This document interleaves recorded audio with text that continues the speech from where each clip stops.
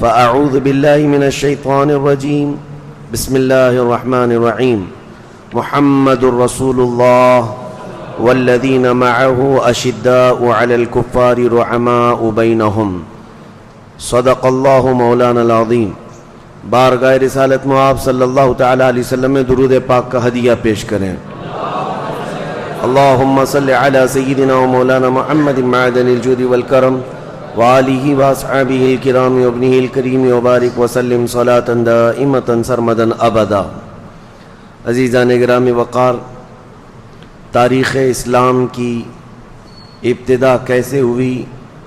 حکومت اسلام، سلطنت اسلام اور اسلامی سیاست کا عروج و ارتقاء مدینہ طیبہ کی سرحدوں سے نکل کر پوری دنیا میں کیسے پھیلا، یہ تاریخ آپ کے سامنے میں رکھ رہا ہوں۔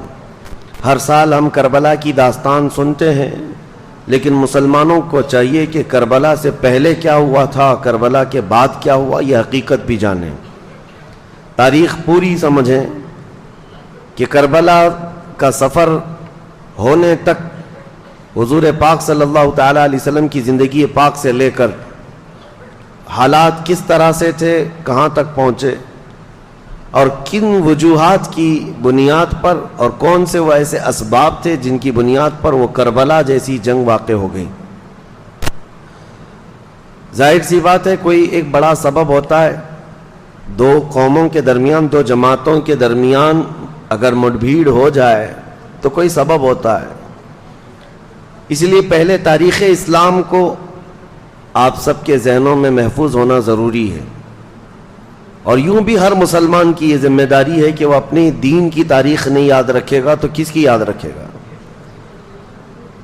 نبی کریم صلی اللہ تعالیٰ علیہ وسلم کا ظاہری دور جب ختم ہوا، کل جیسے کہ میں نے آپ کے سامنے عرض کیا تھا 11ویں ہجری تھی، ہجرت کا 11واں سال، ربیع الاول شریف کا مہینہ تھا، اور رسول کریم صلی اللہ تعالیٰ علیہ وسلم اپنے آخری حج سے فارغ ہو کر تشریف لائے تھے، حجۃ الوداع جس کو کہا جاتا ہے، اور 13 ربیع الاول شریف کو میرے آقا صلی اللہ تعالیٰ علیہ وسلم کی وفات ہوئی۔ آپ اس ظاہری دنیا سے پردہ فرما گئے۔ یہ امت کے لیے بہت ہی کٹھن مسئلہ تھا۔ وہ صحابہ جو ہمہ وقت رسول کریم صلی اللہ تعالیٰ علیہ وسلم سے خوشہ چیں ہوتے تھے، ہمیشہ حضور کی صحبت میں رہنا پسند کرتے، ان کے لیے اچانک نبی کریم صلی اللہ تعالیٰ علیہ وسلم کا مجلس میں سے چلا جانا چھوٹا صدمہ نہیں تھا، بہت بڑا صدمہ تھا، اور یہ حالات اس قدر دیگرگوں ہو سکتے تھے کہ نظام درہم برہم ہو سکتا تھا، لیکن چونکہ یہ اللہ تعالیٰ کا دین ہے اور اس کی حفاظت خود اللہ نے اپنے ذمے میں لی ہے، اس دین کا بیڑا چلنا ہی ہے۔ حضور پاک صلی اللہ تعالیٰ علیہ وسلم کی وفات کے بعد دین کا کام نہ رکا نہ تھما۔ یہ اور بات ہے کہ صدمہ بہت بڑا تھا صحابہ پر، بہت بڑا تھا۔ اکثر صحابہ کرام، صحابہ تو صحابہ ہے جو حضور صلی اللہ علیہ وسلم پر جان و مال نچھاور کرتے تھے، جانوروں کا حال بھی یہ تھا۔ جو نبی کریم صلی اللہ تعالیٰ علیہ وسلم کی سواریاں ہیں، قصوہ جو حضور کی اونٹنی تھی جس پر حضور صلی اللہ علیہ وسلم نے آخری حج ادا فرمایا، حضور کی وفات کے بعد اس اونٹنی نے تو کھانا پینا چھوڑ دیا تھا، نہ کھاتی تھی نہ پیتی تھی، کچھ نہیں، یہاں تک کہ حضرت ابوبکر صدیق رضی اللہ تعالیٰ عنہ اس کے پاس جاتے، یہ رسول اللہ کی سواری ہے، کوئی چیز کھانے کی سامنے کرتے تو اپنے پیروں سے اس کو ہٹا دیتی، اور اس اونٹنی کے روتے روتے آنکھیں اندھی ہو گئی تھیں۔ نبی پاک صلی اللہ علیہ وسلم کی وفات کا غم جب ان کی سواریوں میں تھا تو صحابہ میں کتنا ہوگا۔ اور حضور کا جو خچر ہے، نبی کریم صلی اللہ تعالیٰ علیہ وسلم کے لیے خچر کی ایک سواری تھی، اس خچر کا حال یہ تھا کہ وہ مدینہ طیبہ کی گلیوں میں دیوانہ وار پروانہ وار گھومتا رہتا، اور یہاں تک کہ جس کنویں سے میرے آقا صلی اللہ تعالیٰ علیہ وسلم کو آخری غسل دیا گیا تھا، بیر غرس، آج بھی وہ مدینے میں موجود ہے، اس کنویں میں اس خچر نے چھلانگ لگا دی اور وہاں موت کا شکار ہوا. یہ جانوروں کی محبت تھی تو صحابہ کرام پر کیسا صدمہ ہوا ہوگا. حضور کا ان کی آنکھوں سے اوجھل ہو جانا. حضرت فاطمہ الزہرا رضی اللہ تعالی عنہا کے اشعار اگر پڑھیں تو سمجھ میں آتا ہے اپنے والد گرامی کی وفات پر جو انہوں نے اشعار کہے تھے وہ بڑے غم میں ڈوبے ہوئے تھے. آج بھی ہم پڑھتے ہیں تو آنکھیں بھیگ جاتی ہیں. تو اتنے بڑے غم اور اتنے بڑے صدمے کے بعد اور اتنے بڑے مشن کو لے کر کے چلنا آسان کام نہیں. جب کوئی تحریک چلتی ہے, کوئی تنظیم شروع ہوتی ہے یا ایک کوئی سوسائٹی قائم ہوتی ہے تو جو اس کا مین آدمی ہوتا ہے اسی سے وہ سارا نظام چل رہا ہوتا ہے. اگر وہ مین آدمی ختم ہو گیا یا نکل گیا تو اس تحریک میں, تنظیم میں ٹھنڈی آ جاتی ہے, لوگ ادھر ادھر ہو جاتے ہیں, بکھر جاتے ہیں. لیکن دین اسلام ایک صرف تنظیم یا ایک چھوٹی سی تحریک نہیں تھی جو صرف مدینہ کی باؤنڈری کے اندر محدود ہو. دین اسلام وہ آفاقی دین تھا جس کو مدینے سے نکل کر پوری کائنات میں پھیلنا تھا, اور یہ دین پوری دنیا کے لیے آیا, کائنات کے لیے آیا, اور وہ محدود وقت کے لیے نہیں, صبح قیامت تک کے لیے آئے. اب دوسرا دین آنا نہیں ہے, نہ دوسرا نبی آنا ہے. تو اب اس دین اسلام کے اس بڑے کاز کو, اس بڑے مشن کو لے کر چلنا صحابہ کی ذمہ داری تھی. اسی لیے میرے عزیزو, ان صحابہ کی عظمتوں پر کروڑوں سلام. صحابہ کی عظمتوں پر ہماری جانیں قربان. غم میں آ کر کے انہوں نے کوئی ایسا فیصلہ نہیں لیا کہ ہم مدینے چھوڑ دیں گے یا اب حالات ختم ہو گئے نکل جائیں گے, نہیں. حالانکہ جنگ احد میں, احد کی جنگ جو ہے وہ 3 ہجری میں ہوئی تھی. نبی پاک صلی اللہ تعالی علیہ وسلم بنفس نفیس شریک ہیں جنگ احد میں, لیکن کافروں کی طرف سے, شیطان کی طرف سے یہ افواہ پھیلا دی گئی تھی حضور صلی اللہ علیہ وسلم کا قتل ہو گیا ہے. تو جو صحابہ وہاں موجود تھے, 700 صحابہ تھے جنگ احد کے اندر, ان میں سے اکثر صحابہ جیسی ہی یہ خبر پھیلی, اکثر نہ صحیح لیکن کچھ صحابہ, ان کے ہاتھوں سے تلوار چھوٹ گئی اور وہ اسی طرح دم بخود کھڑے رہ گئے. کفار مار رہے ہیں, تلواریں سونتے ہوئے, تیر تانے ہوئے, لیکن صحابہ کے ہاتھوں سے تلواریں چھوٹ گئیں اور وہ لڑنا ہی نہیں چاہتے تھے. ان کو پکڑ پکڑ کر تلواریں دی جا رہی تھی تو وہ کیا کہتے, جب رسول اللہ ہے ہی نہیں تو اب پھر لڑنا کس کے لیے. ہم نے سنا ہے کہ نبی پاک صلی اللہ تعالی علیہ وسلم کی شہادت ہو گئی, انتقال ہو گیا.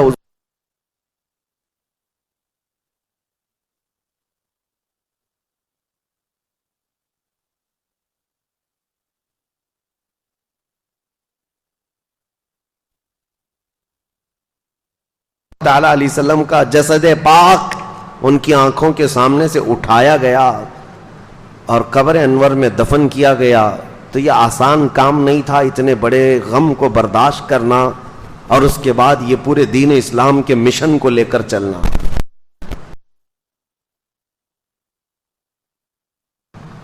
اب کون امیر ہوگا, کون سردار ہوگا, یہ بھی بات چھڑ جائے گی. امام کے جانے کے بعد کوئی نائب ہو, کوئی ان کا جانشین ہو, اس کے لیے قوم میں ظاہر سی بات ہے اختلافات آ ہی جائیں گے. طرفہ یہ کہ نبی پاک صلی اللہ تعالی علیہ وسلم نے اپنی زندگی میں کسی کو بھی جانشین بنایا نہیں, کسی کو خلیفہ مقرر نہیں فرمایا. یہاں سے میں آپ کو محرم الحرام کے بیانات میں یہ جو جملہ میں کہہ رہا ہوں محفوظ رکھ کر کے جائیں. ہم میں اور شیعہ لوگوں میں فرق یہی ہے, وہ ایسی روایتیں بیان کرتے ہیں جس سے یہ مستفاد ہو کہ صرف اور صرف حضور صلی اللہ تعالی علیہ وسلم کے بعد اگر کوئی خلیفہ بننے کے لائق تھا یا جانشین تھا تو مولا علی کرم اللہ وجہہ الکریم تھے. بلکہ وہ یہاں تک کہتے ہیں وصی رسول اللہ, رسول اللہ نے ان کے لیے وصیت کی تھی, وہ رسول پاک صلی اللہ علیہ وسلم کے جانشین تھے, اعلان ہو چکا تھا. یہ سب چیزوں کے لیے میں ایک ہی سوال کرتا ہوں, صدیق اکبر کس کا نام ہے؟ نبی پاک صلی اللہ تعالی علیہ وسلم کی ایک چھوٹی سی چیز کو بھی جو ریلیٹڈ ہو وہ چھوڑنا گوارا نہیں کرتے. بال کے برابر بھی، وہ کہتے ہیں صحابہ بال برابر بھی حضور کی اداؤں سے یا حضور کی منشا سے ہٹ کر کے وہ کوئی کام کرنا پسند نہیں کرتے تھے، چاہے پوری دنیا الگ ہو جائے۔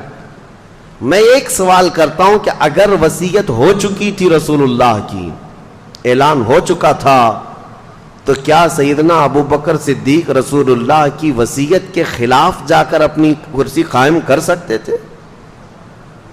یہ عقل میں آنے والی بات نہیں۔ وہ ابو بکر صدیق رضی اللہ تعالیٰ عنہ جو رسول اللہ صلی اللہ علیہ وسلم کی پیروی میں اور ان کی سنتوں میں اس قدر حساس تھے کہ روز اول سے وہ ایمان لائے ہوئے ہیں، سب سے پہلے اسلام لانے والوں میں نام ہے، ہر وقت رسول پاک صلی اللہ تعالیٰ علیہ وسلم کے ساتھ کھڑے ہونے والے۔ اگر حضور نے اعلان کر دیا ہوتا تو کیا حضرت ابو بکر صدیق اس کی نافرمانی کرتے، اس فرمان کے خلاف جاتے؟ ممکن ہی نہیں لگتا، ممکن ہی نہیں لگتا۔ اس لیے میں آپ کو یہ بتا رہا ہوں کہ اس روایت کو محفوظ رکھ لو اپنے ذہنوں میں کہ حضور نے اپنی پوری زندگی میں کسی کو اپنا جانشین مقرر نہیں فرمایا، کسی کو خلیفہ بنایا نہیں، یہ مسلم بات ہے۔ اگر رسول کریم صلی اللہ تعالیٰ علیہ وسلم بناتے، ایک روایت امام جلال الدین سیوطی رحمۃ اللہ تعالیٰ علیہ کی تاریخ الخلفاء سے میں آپ کے سامنے رکھ رہا ہوں۔ امام جلال الدین سیوطی بہت بڑے محدث ہیں، ان کی یہ روایت ہے، آپ فرماتے ہیں کہ رسول پاک صلی اللہ تعالیٰ علیہ وسلم کے جانشینی کے اور خلافت کا اعلان نہ کرنے کی وجہ کیا ہے؟ کیوں نہیں منتخب فرمایا کسی کو بنا دیتے، خلیفہ بنا دیتے، جانشین بنا دیتے، لیکن بنایا کیوں نہیں؟ اس میں کیا وجہ ہے؟ امام جلال الدین سیوطی کی یہ روایت تاریخ الخلفاء میں موجود ہے۔ فرماتے ہیں کہ نبی پاک صلی اللہ تعالیٰ علیہ وسلم نے خود فرمایا، اگر میں تم پر کسی خلیفہ کو مقرر کر دوں اور تم میں سے کوئی بھی اس کی نافرمانی کر دے یا اس کی اطاعت سے تھوڑا بہت بھی ادھر ادھر کر دے تو اللہ کا عذاب آ جائے گا، کیونکہ رسول پاک صلی اللہ تعالیٰ علیہ وسلم کا فرمان عالی شان ہے۔ تو امام جلال الدین سیوطی رحمۃ اللہ علیہ یہ روایت فرماتے ہیں کہ حکمت اللہ بہتر جانے، دین اسلام کا یہ اتنا بڑا لہلہاتا ہوا باغیچہ جو 14 صدیوں سے آج تک ہم تک پہنچا ہوا ہے، اس کے پتوں کو، اس کے پھولوں کو، اس کے پھلوں کو کتنی مرتبہ لوگوں نے ظلم کے ہاتھوں سے مروڑ دیا، لیکن اس کی شاخیں آج بھی ہری بھری ہیں، آج بھی ہری بھری ہیں۔ اور اسی لیے شاعر نے بہت اچھے انداز میں کہا ہے، آج خلفائے اسلام کی تاریخ شروع کر رہا ہوں، خلافت کے اسباب بتا رہا ہوں، خلافت ہوتی کیا ہے۔ اس سے پہلے یہ شعر بہت ہی موزوں و مناسب ہے، اسلام تیری نبض نہ ڈوبے گی حشر تک، تیری رگوں میں رواں خون ہے 4 یار کا۔ خلفائے اسلام کی قربانیاں بھی ہیں اس میں۔ اب معاملات کہاں سے شروع ہوئے، اب تاریخ سنیے۔ حضور پاک صلی اللہ تعالیٰ علیہ وسلم کی وفات ہو گئی، پیر کا دن تھا، پیر کا دن تھا، حضور کی پیدائش کا دن بھی پیر ہے، حضور کی وفات کا دن بھی پیر ہے، دوشنبہ۔ پیر کے دن جیسی انتقال ہوا نبی کریم صلی اللہ تعالیٰ علیہ وسلم کا، پہلی بات تو صحابہ کرام رضوان اللہ تعالیٰ علیہ مجمعین کے معاملات کے لیے ایک مسلم ہمارا عقیدہ اہل سنت و جماعت کا، توجہ سے سن لو، توجہ سے، صحابہ کرام فرشتے نہیں ہیں، انسان ہیں۔ حضور صلی اللہ تعالیٰ علیہ وسلم کے جتنے اصحاب ہیں وہ سب انسان تھے، اور صحابہ کرام رضوان اللہ تعالیٰ علیہ مجمعین کے درمیان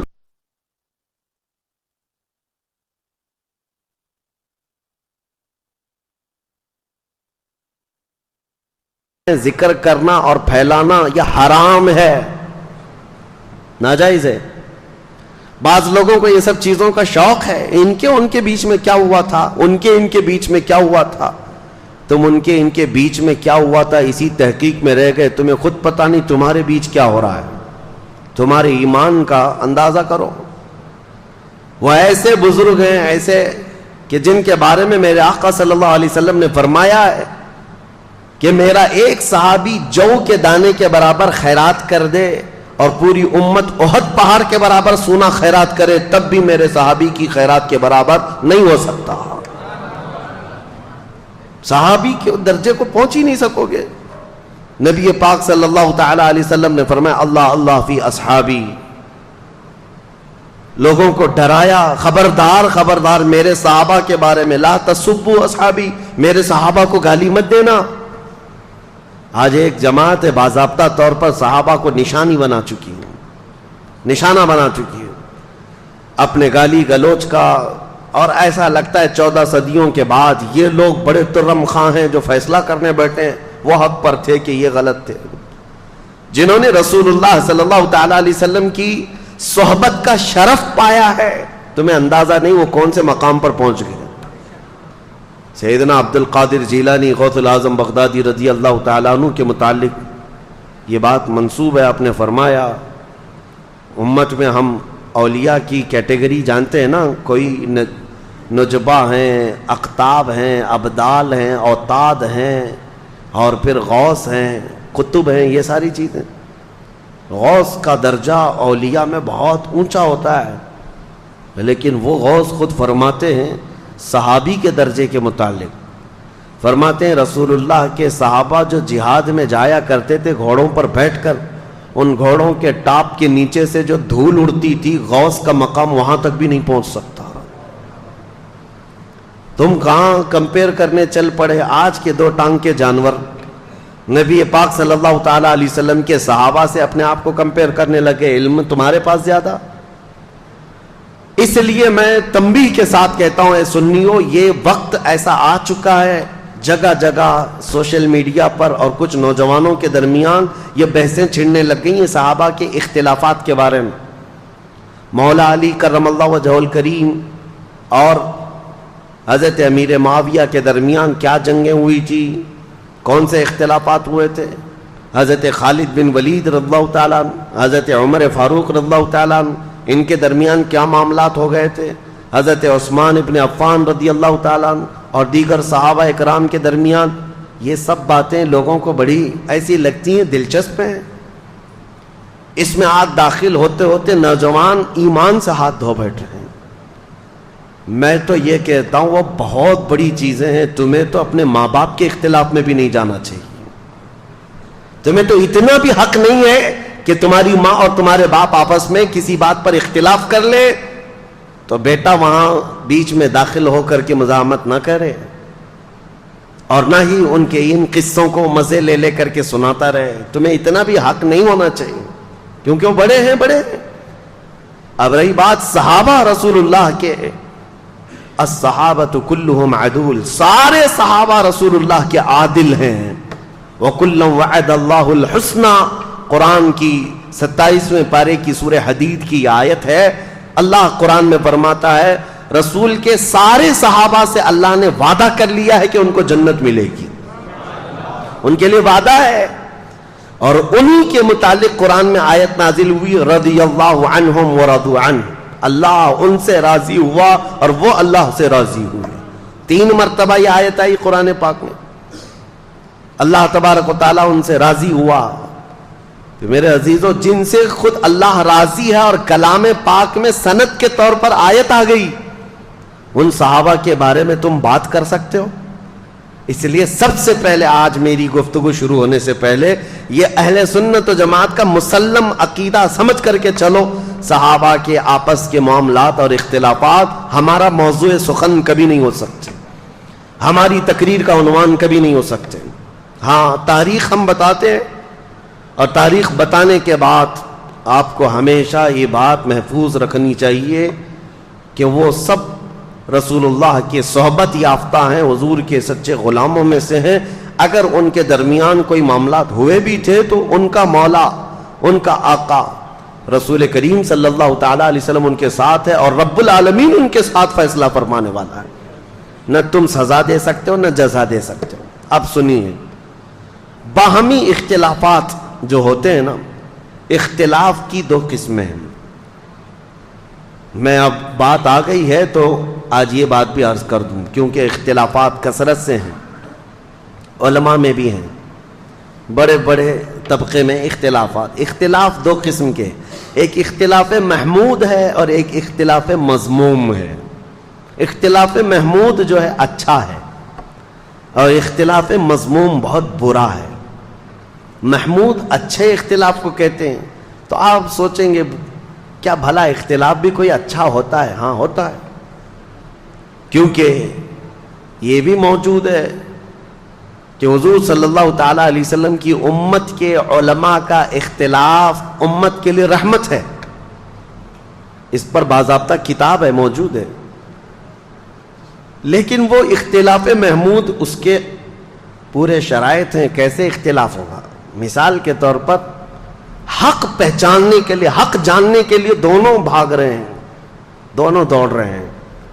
اس کی ایک مثال میں آپ کو دے دوں. رسول پاک صلی اللہ تعالی علیہ وسلم نے صحابہ کی ایک جماعت کو، بنو قریظہ ایک محلہ تھا، ایک قبیلہ تھا مدینے سے باہر، کہا کہ تم جلدی سے نکلو، عصر تک وہاں پہنچ جانا، اور اتنی جلدی جاؤ کہ عصر کی نماز وہیں جا کے پڑھنا، مدینے سے نکل جاؤ.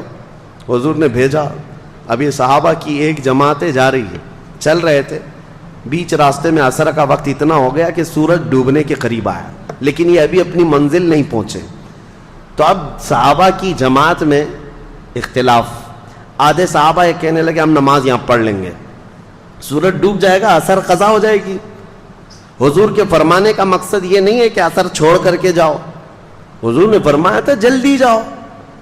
بعض دوسرے صحابہ نے کہا نہیں، حضور نے فرمایا بنو قریظہ میں جا کے عصر پڑھو، ہم وہیں جا کر کے پڑھیں گے چاہے سورج ڈوبے چاہے رہے. کہا رسول اللہ نے فرمایا ہے تو ہم وہی کریں گے. اختلاف ہوا نا، دونوں کے درمیان اختلاف. لیکن اس اختلاف کی وجہ سے ان دونوں نے آپس میں ایک دوسرے کو گالی گلوچ تو نہیں کیا، ایک دوسرے کے خاندان کو نہیں بولا. دونوں کی مرضی، دونوں کا مقصد حق کو پہچاننا، صحیح منزل تک پہنچنا، دونوں کی خواہش تھی، نیک خواہشات ہیں. اس میں اختلاف ہوا. بہرحال آدھے لوگوں نے نماز پڑھ لی اور آدھے جو نماز نہیں پڑھے تھے وہ بنو قریظہ تک پہنچے، سورج ڈوب گیا، عصر قضا ہو گئی.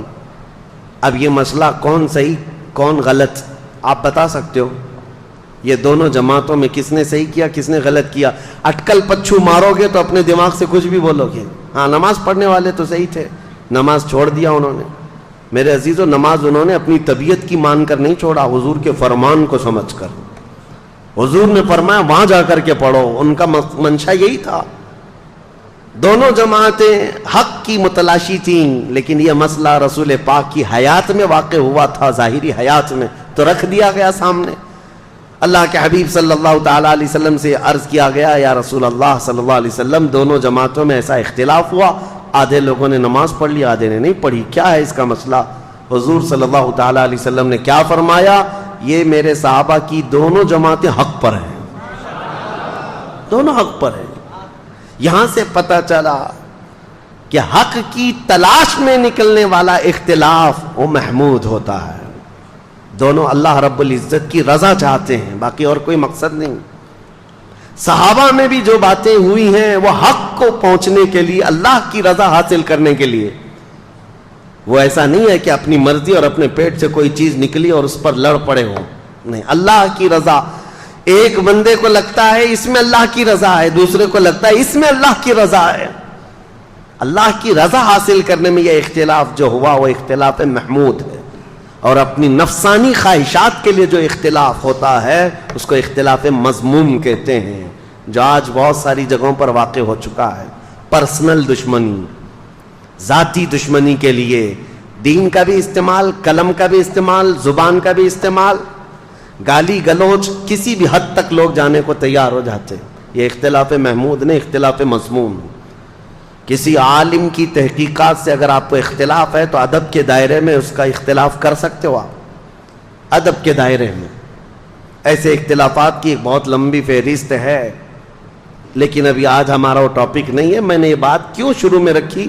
وجہ یہ ہے کہ رسول پاک صلی اللہ تعالی علیہ وسلم کی وفات کے فوراً بعد ہی صحابہ میں آپس میں یہ باتوں میں اختلاف اس حد تک کا نہیں ہے کہ یہ ادھر الگ دھڑا ہو گیا، ایک دھڑا ادھر ہو گیا اور ایک دوسرے سے بات چیت نہیں کرتے، ایسا نہیں ہے۔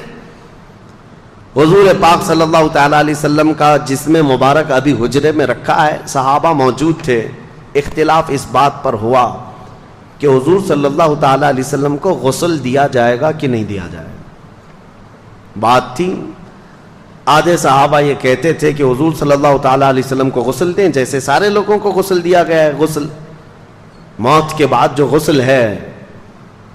اب حضور صلی اللہ تعالیٰ علیہ وسلم کے لباس پاک کو کوئی ہٹائے، حضور کے لباس کو کوئی ہٹائے اور کوئی دوسرا غسل دے، ان معاملات کو لے کر کے صحابہ حجرے میں کھڑے ہو کر کے آپس میں یہ باتیں کر رہے تھے۔ یہ اختلاف مذموم نہیں، محمود تھا۔ بعض کہہ رہے تھے غسل دیا جائے، بعض صحابہ کہہ رہے تھے نہیں، نبی پاک صلی اللہ تعالیٰ علیہ وسلم نور علی نور، اللہ کے رسول صلی اللہ تعالیٰ علیہ وسلم اسی حالت میں دنیا سے جائیں گے۔ صحابہ میں یہ بات ابھی چل رہی تھی، حدیث شریف ہے، صحیح حدیث ہے بخاری کی بھی، کہ اچانک وہ حجرے میں جتنے کھڑے صحابہ تھے، چھوٹا حجرہ تھا، بہت سارے لوگ اندر آ نہیں سکتے تھے، جتنے صحابہ کھڑے تھے وہ کہتے ہیں ہم کو غنودگی طاری ہوئی، نیند آ گئی، آنکھیں جھپکیں اور سب کے سب وہاں پر اونگنے لگے۔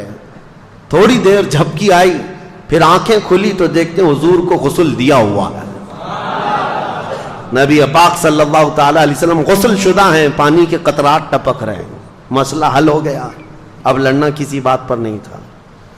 دوسرا اختلاف اس بات پر ہوا کہ نبی پاک صلی اللہ تعالیٰ علیہ وسلم کو کہاں دفن کیا جائے۔ بعض صحابہ کہتے تھے مکہ میں لے جائیں، ان کا آبائی وطن ہے۔ بعض کہتے 30,000 کے قریب انبیاء اکرام بیت المقدس کے آس پاس دفن ہیں، حضور صلی اللہ تعالیٰ علیہ وسلم کے بھائی ہیں سارے انبیاء، وہاں لے جا کر کے دفن کریں۔ اور بعض صحابہ کہتے نہیں، ہم مدینے سے باہر نہ لے جائیں۔ یہ اختلاف تھا، 3 جماعتیں تھیں۔ پھر سیدنا ابو بکر صدیق رضی اللہ تعالیٰ عنہ سے یہ حدیث آپ نے سنائی کہ میرے آقا صلی اللہ تعالیٰ علیہ وسلم نے اپنی زندگی میں فرمایا تھا اللہ کے ہر نبی کو وہیں دفن کیا جاتا ہے جس جگہ ان کی روح قبض کی جاتی ہے۔ مسئلہ حل ہو گیا۔ فرمایا کہ حضور صلی اللہ تعالیٰ علیہ وسلم کی روح پاک یہاں قبض کی گئی، حضرت عائشہ کے مکان میں، تو اب یہیں دفن ہوں گے۔ اس بات کا بھی خلاصہ ہوا۔ اب ان کے بعد حضور اکرم صلی اللہ تعالیٰ علیہ وسلم کی تدفین کے بعد نماز جنازہ کے بارے میں بہت سارے لوگ پوچھتے ہیں، حضور کی جنازے کی نماز کیسے ہوئی؟ وہ ایک ساتھ جمع غفیر کے نماز ادا نہیں کی گئی تھی، بلکہ حضور صلی اللہ تعالیٰ علیہ وسلم کے جسم پاک کو حجرے میں ہی رکھا گیا تھا، اور صحابہ کی ایک ایک جماعت آتی تھی، نماز پڑھتی تھی اور چلے جاتے تھے۔ بلکہ یہ نماز جنازہ، اس نماز جنازہ کے بارے میں بھی صحابہ میں باتیں ہوئی کہ کون پڑھے گا، کون پڑھائے گا، کس طرح سے۔ اب اس میں پھر حضور کی ہی ایک روایت، حدیث صحابہ نے سنائی کہ اللہ کے نبی نے فرمایا کہ تم سب کے سب میرے حجرے سے باہر چلے جانا۔ سب سے پہلے حضور صلی اللہ تعالیٰ علیہ وسلم کے جسم اقدس کے پاس نماز جنازہ کے لیے کوئی اور نہیں، جبرائیل امین آئیں گے، سید الملائکہ حاضر ہوئے فرشتوں کی جماعت کے ساتھ۔ پھر ان کے بعد حضرت میکائیل علیہ السلام، پھر حضرت اسرافیل علیہ السلام، پھر حضرت اسرائیل علیہ السلام، انہوں نے نمازیں ادا کیں فرشتوں کی جماعتوں کے ساتھ۔ اور ان کے جانے کے بعد پھر حضرت ابو بکر صدیق اندر آئے صحابہ کی جماعت کے ساتھ، پھر ایک کے بعد دیگر صحابہ داخل ہوئے اور سبوں نے اپنی اپنی نمازیں ادا کیں۔ اب یہاں ایک مسئلہ بتاؤں، نماز جنازہ جو ہوتی ہے وہ میت کی بخشش اور اس کی مغفرت کی دعا کے لیے ہوتی ہے۔ اب رسول پاک صلی اللہ تعالیٰ علیہ وسلم کی نماز جنازہ پڑھنے والے حضور کے لیے مغفرت کی دعا کرنے گئے تھے، حضور کی بخشش کا سوال کرنے گئے تھے۔ ارے وہ رسول جو ہاتھ نہ اٹھائے تو قیامت میں کسی کا حساب نہ ہو، تم اس کی مغفرت کی دعا کرو گے، اللہ میت کو معاف کر دے گا۔ ایک روایت، اور فرمایا اگر کوئی بہت نیک انسان کا انتقال ہوا تب بھی جنازہ پڑھو، اس لیے کہ جتنے شریک ہوں گے ان کے گناہ معاف ہو جائیں گے۔ تو وہاں یہ مسئلہ بھی حل ہے. رسول کریم صلی اللہ تعالیٰ علیہ وسلم کے نماز جنازہ میں جو گئے تھے وہ سب کے سب مستفیض ہو کر کے آئے, حضور سے انوار و برکات لے کر کے آئے. دفن کی بات, بدھ کے دن حضور صلی اللہ تعالیٰ علیہ وسلم کی تدفین ہوئی. 2 دن کے بعد, پیر کے بعد سے لے کر کے بدھ کے دن تک نبی پاک صلی اللہ تعالیٰ علیہ وسلم کے کثیر صحابہ تھے, نماز پڑھنے میں ہی یہ وقت نکلتا رہا. اور تدفین کے بعد اب جو معاملہ سب سے پہلے درپیش ہے مسلمانوں کی امامت کا, مسلمانوں کی امارت کا, حضور کے جاتے ہی اختلافات اس قدر ہو گئے تھے باہر صحابہ میں نے, دیگر لوگوں میں جو نفس پرست لوگ تھے. کچھ تو نبوت کا جھوٹا دعویٰ بھی کر بیٹھے ہیں.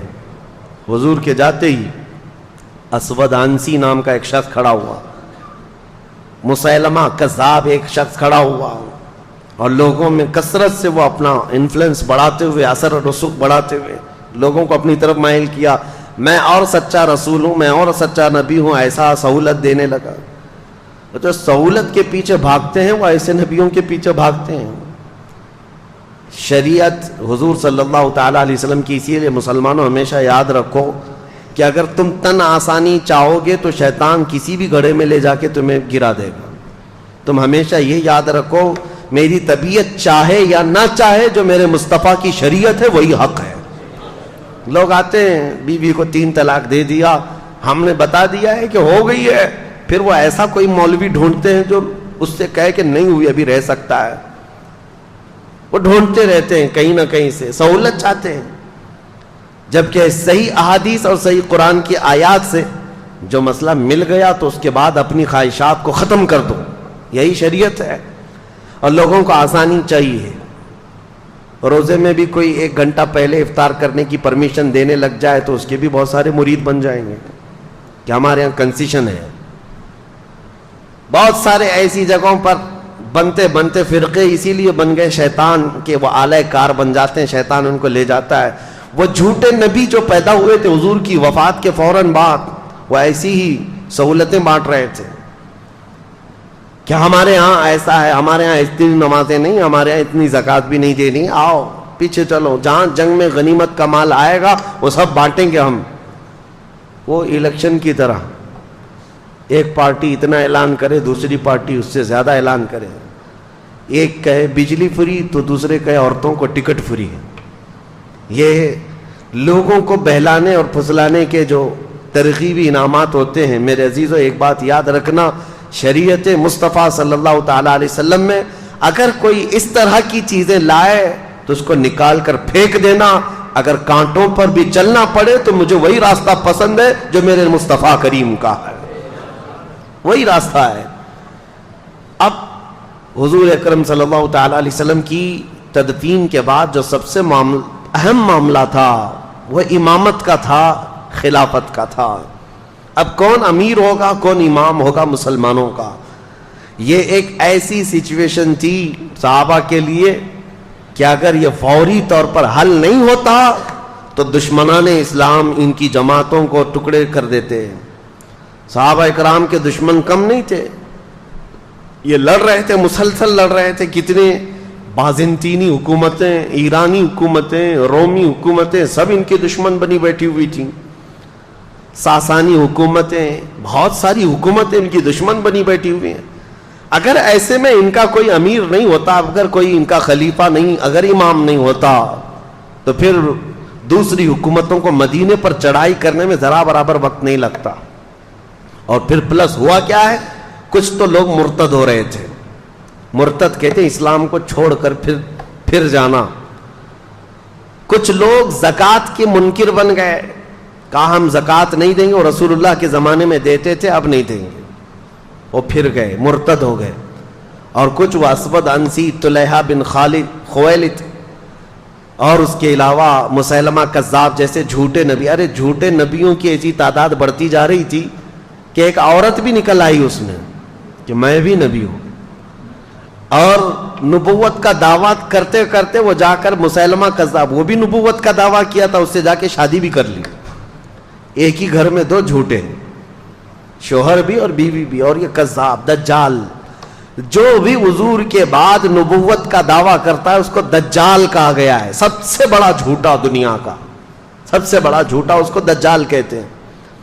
یہ حالات جب پیش آئے, اب خلافت کے لیے حضور نے کسی کو جانشین مقرر نہیں کیا. صحابہ کے لیے کتنا بڑا امتحان تھا یہ. تو جو انصار صحابہ تھے مدینے کے, انصار صحابہ میں میٹنگ شروع ہو گئی. مدینے والے تھے صحابہ, اور یقیناً وہ بہت ہی ایثار و قربانی والے صحابہ ہیں. حضور صلی اللہ تعالیٰ علیہ وسلم پر انہوں نے اپنی جانیں نچھاور کی ہیں, اپنی اولاد وار دی ہیں, کچھ نہیں رکھا تھا. وہ انصار صحابہ کی بعض آپس میں میٹنگ چل رہی تھی. وہ آپس میں سعد ابن عبادہ رضی اللہ تعالیٰ یا پھر دیگر صحابہ اکرام کو آگے بڑھا کر وہ یہ کہہ رہے تھے کہ اب ہم آپ کو امیر مقرر کرتے ہیں, کیونکہ رسول اللہ صلی اللہ علیہ وسلم سے ہمارے جو تعلقات ہیں, انصار کے لیے جو حضور نے دعائیں کی ہیں وہ بہت زیادہ ہیں, تو خلافت کا حق یا امیر بننے کا حق انصار کو ہے. تو انصار صحابہ کی یہ میٹنگ جو چل رہی تھی, ایک وہاں مدینہ طیبہ کا ایک مشہور علاقہ تھا, تو وہاں پر اس کٹے پر یا اس ٹیلے پر سب جمع ہوئے تھے. ادھر حضرت ابو بکر صدیق رضی اللہ تعالیٰ عنہ, حضرت عمر فاروق رضی اللہ تعالیٰ عنہ, حضرت ابو عبیدہ بن جراح, یہ بڑے صحابہ ہیں. یہ آپس میں بات کر رہے تھے کہ کس کے ہاتھ امارت ہو, خلافت ہو, امامت ہو. تو اسی اثنا میں حضرت عمر فاروق رضی اللہ تعالیٰ عنہ نے کہا کہ انصار کے درمیان آلریڈی یہ باتیں چل پڑی ہیں, کون بنے گا, کیا ہوگا. تو حضرت ابو بکر صدیق اس جماعت میں آئے جہاں میٹنگ چل رہی تھی. آئے, یہاں دیکھا تو وہاں خلافت کی باتیں چل رہی تھی اور انصار اپنا کوئی امیر مقرر کرنا چاہ رہے تھے. اب انصار میں سے کوئی اگر امیر مقرر ہوتا تو بڑے مسئلے تھے. اس کی وجہ کیا ہے؟ مدینے میں دو خاندان ہیں, اوس اور خزرج. میں نے سیرت کے بیان میں سنایا ہے, اوس اور خزرج یہ دو خاندان ہیں, اور یہ صحابہ انہی دو خاندانوں میں سے ہیں. آج تک وہ خاندان موجود ہے مدینے میں, اوس اور خزرج. اور دونوں کی اتنی سخت لڑائیاں تھیں کہ یہ دونوں قبیلوں میں 120 سال تک لڑائی چلی. عرب کی مشہور جنگ اوس اور خزرج کے بیچ میں. لیکن وہ دائرہ اسلام میں داخل ہو گئے صحابہ, حضور صلی اللہ تعالیٰ علیہ وسلم کے دامن رحمت سے وابستہ ہو گئے. لیکن اب انصار صحابہ میں دونوں قبیلے ہیں, اوس بھی ہے خزرج بھی ہے, اوس بھی ہے خزرج بھی ہے. اگر ان میں سے کسی ایک ہی کو تو خلیفہ بنانا ہے, اگر وہ اوس قبیلے کا بنتا تو خزرج والوں کو ناگواری ہو جاتی. بہت پرانی لڑائیاں چلی ہیں. خزرج قبیلے سے کوئی بنائے جاتے ہیں تو اوس والوں کے لیے مسئلہ ہوتا. اور اس کے علاوہ تیسرا مسئلہ یہ تھا کہ یہ مدینے والے لوگ تھے, اور قریش خاندان پورے عرب میں سب سے عظمت والا خاندان مانا جاتا تھا, کیونکہ خانہ کعبہ کی چابی ان کے پاس ہوتی. اور عرب کے چھوٹے بڑے جتنے قبیلے ہیں وہ سب قریش کو سلام کرتے. قریش خاندان کی عظمت, اس کی سیادت, اس کی حکومت کو تسلیم کرتے تھے زمانے جاہلیت میں بھی. اب قریش کے علاوہ اگر کوئی دوسرا بن کر آتا تو جو چھوٹے موٹے قبیلے ہیں وہ کبھی سردار تسلیم نہیں کرتے. عربوں کے اندر یہ رواج, عرب قبیلے اور پھر مکہ میں رہنے والے دوسرے قبیلے اوس اور خزرج کے کسی کو امیر وہ نہیں قبول کر پاتے. حضرت ابو بکر صدیق کی دانائی تھی, دور اندیشی تھی, وہ سب حالات جانتے تھے. سیاست اسی کو کہتے ہیں, اصل سیاست. اس کے بعد حضرت ابو بکر صدیق آئے. ثقیفہ بنی ساعدہ جو علاقہ ہے وہاں پر, وہ جو ٹیلا ہے وہاں پر سارے انصار صحابہ تھے. کھڑے ہو کر حضرت ابو بکر صدیق نے خطبہ دیا. وہ ایسا خطبہ تھا سب کے رونگٹے کھڑے کر دیے.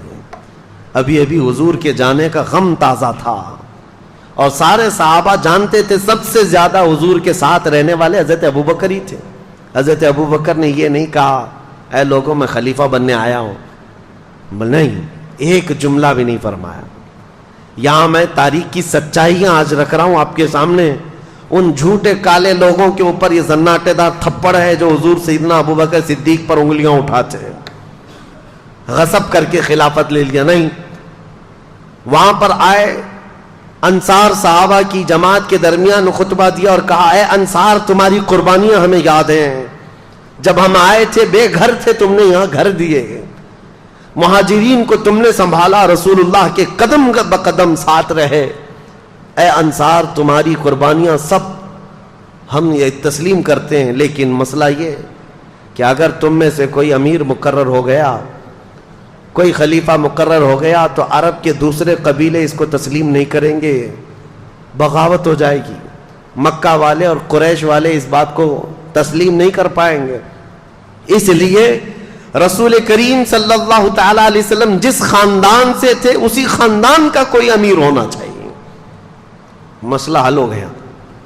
حضور صلی اللہ تعالی علیہ وسلم جس خاندان سے، قریش سے، کہا کہ قریش سے ہی ہم اپنا امیر مقرر کرتے ہیں. اس کے لیے حضرت ابو بکر نے حضرت عمر کا ہاتھ پکڑا اور ایک ہاتھ حضرت ابو عبیدہ کا پکڑا. یہ دونوں قریش خاندان سے ہیں. دونوں کو کھڑا کر دیا اور کہا اے گروہ انصار، کیا میری اس بات کو تم تسلیم کرتے ہو، منظور کرتے ہو، قبول کرتے ہو؟ سارے انصار نے کہا آپ جو کہہ رہے ہیں حق ہے، قریش سے ہونا چاہیے. پھر کہا اگر قریش سے ہونا چاہیے تو سنو، میرے نزدیک قریش میں افضل ترین لوگ یہ ہیں، ایک ہاتھ میں میرے عمر ہے، ایک ہاتھ میں ابو عبیدہ ہے. سارے مسلمان ان دونوں میں سے کسی ایک کو اپنا امیر مقرر کر لیں. یہ حضرت ابو بکر صدیق نے فرمایا ہے. زبردستی خلافت حاصل کر لی؟ نہیں. خلافت کیسے آئی وہ میں آپ کو تاریخ بتا رہا ہوں. ثقیفہ بنی ساعدہ وہ چوٹی پر ٹیلے پر حضرت ابو بکر نے حضرت عمر کا ہاتھ پکڑا، حضرت ابو عبیدہ کا ہاتھ پکڑا اور کہا کہ یہ دونوں افضل ترین لوگ ہیں قریش میں بھی اور تم میں بھی، ان میں سے کسی ایک کو چن لو. انصار صحابہ سب دیکھ رہے تھے. جیسی حضرت ابو بکر نے یہ اعلان کیا اور بیٹھے ہیں، حضرت عمر کھڑے ہو گئے اور حضرت ابو عبیدہ بھی کھڑے ہو گئے. جن دونوں کا اعلان حضرت ابو بکر نے کیا تھا، نامزد کیا تھا، یہ دو امیدوار ہیں، ان کو کھڑا کیا گیا چن لو مسلمانوں. تو یہ دونوں پہلے کھڑے ہوئے اور سارے گروہ انصار اور مہاجرین جتنے تھے مدینے میں سب کو مخاطب کر کے حضرت عمر کہتے ہیں اے رسول اللہ کے تمام اصحاب سنو، حضرت ابو بکر نے میرے نام کا تمہارے سامنے اعلان کیا، تمہارے چننے کے لیے تم سب گواہ ہو جاؤ. اللہ کو گواہ مانتے ہوئے میں ابو بکر کے ہاتھ پر بیعت کرتا ہوں. میں نے ان سے افضل رسول اللہ کی زندگی میں کسی کو نہیں دیکھا. حضرت ابو عبیدہ نے دوسرا ہاتھ پکڑا اور کہا میرے بھائی عمر نے جو کہا اس پر مجھے کوئی شک نہیں ہے، ابو بکر کے علاوہ ہم میں سے کوئی افضل نہیں. اس لیے کہ رسول اللہ صلی اللہ تعالی علیہ وسلم اپنی علالت کے درمیان، اپنی بیماری کے دوران 17 مرتبہ ابو بکر صدیق کو مصلی امامت پر بڑھایا تھا. انہوں نے کہا رسول اللہ نے ہمارے دین کے لیے جو امام پسند کیا ہے وہ ہماری دنیا کا بھی امام ہوگا. یہ خلافت شروع ہوئی. یہاں پر معاملات یہ ہیں کہ حضرت ابو بکر صدیق رضی اللہ تعالیٰ عنہ کے ہاتھ پر جیسی ہی دونوں اصحاب نے بیعت کیا، سارے انصار جماعت در جماعت آئے اور سبوں نے بیعت کرنا شروع کر دیا اور سبوں نے اعلان کیا کہ یہ اللہ تعالیٰ کا انتخاب ہے. ان میں سے کسی کو بھی اختلاف نہیں ہوا حضرت ابو بکر کے نام پر، کسی کو نہیں. اب ایک چیز بتائی جاتی ہے حضرت مولا علی کرم اللہ وجہہ الکریم کے متعلق کہ حضرت علی رضی اللہ تعالیٰ عنہ اس مجلس میں نہیں تھے.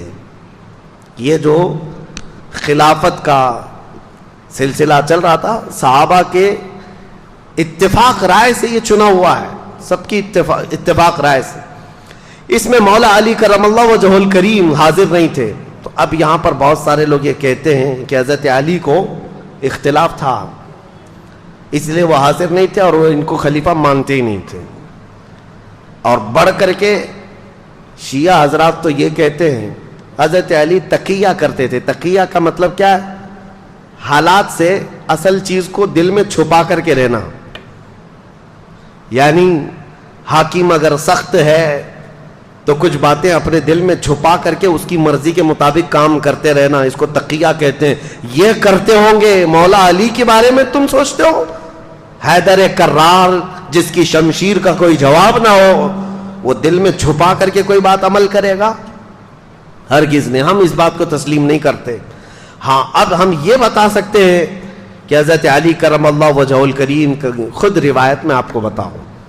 حضرت علی رضی اللہ تعالیٰ عنہ کی روایت کیا ہے خلافت کے معاملات میں. یہ معاملات ہوئے تقریباً 6 مہینے گزر گئے. حضرت علی رضی اللہ تعالیٰ عنہ خود حاضر ہوئے. حضرت ابو بکر صدیق رضی اللہ تعالیٰ عنہ کے ہاتھ میں ہاتھ رکھ کر کے آپ نے بیعت کیا.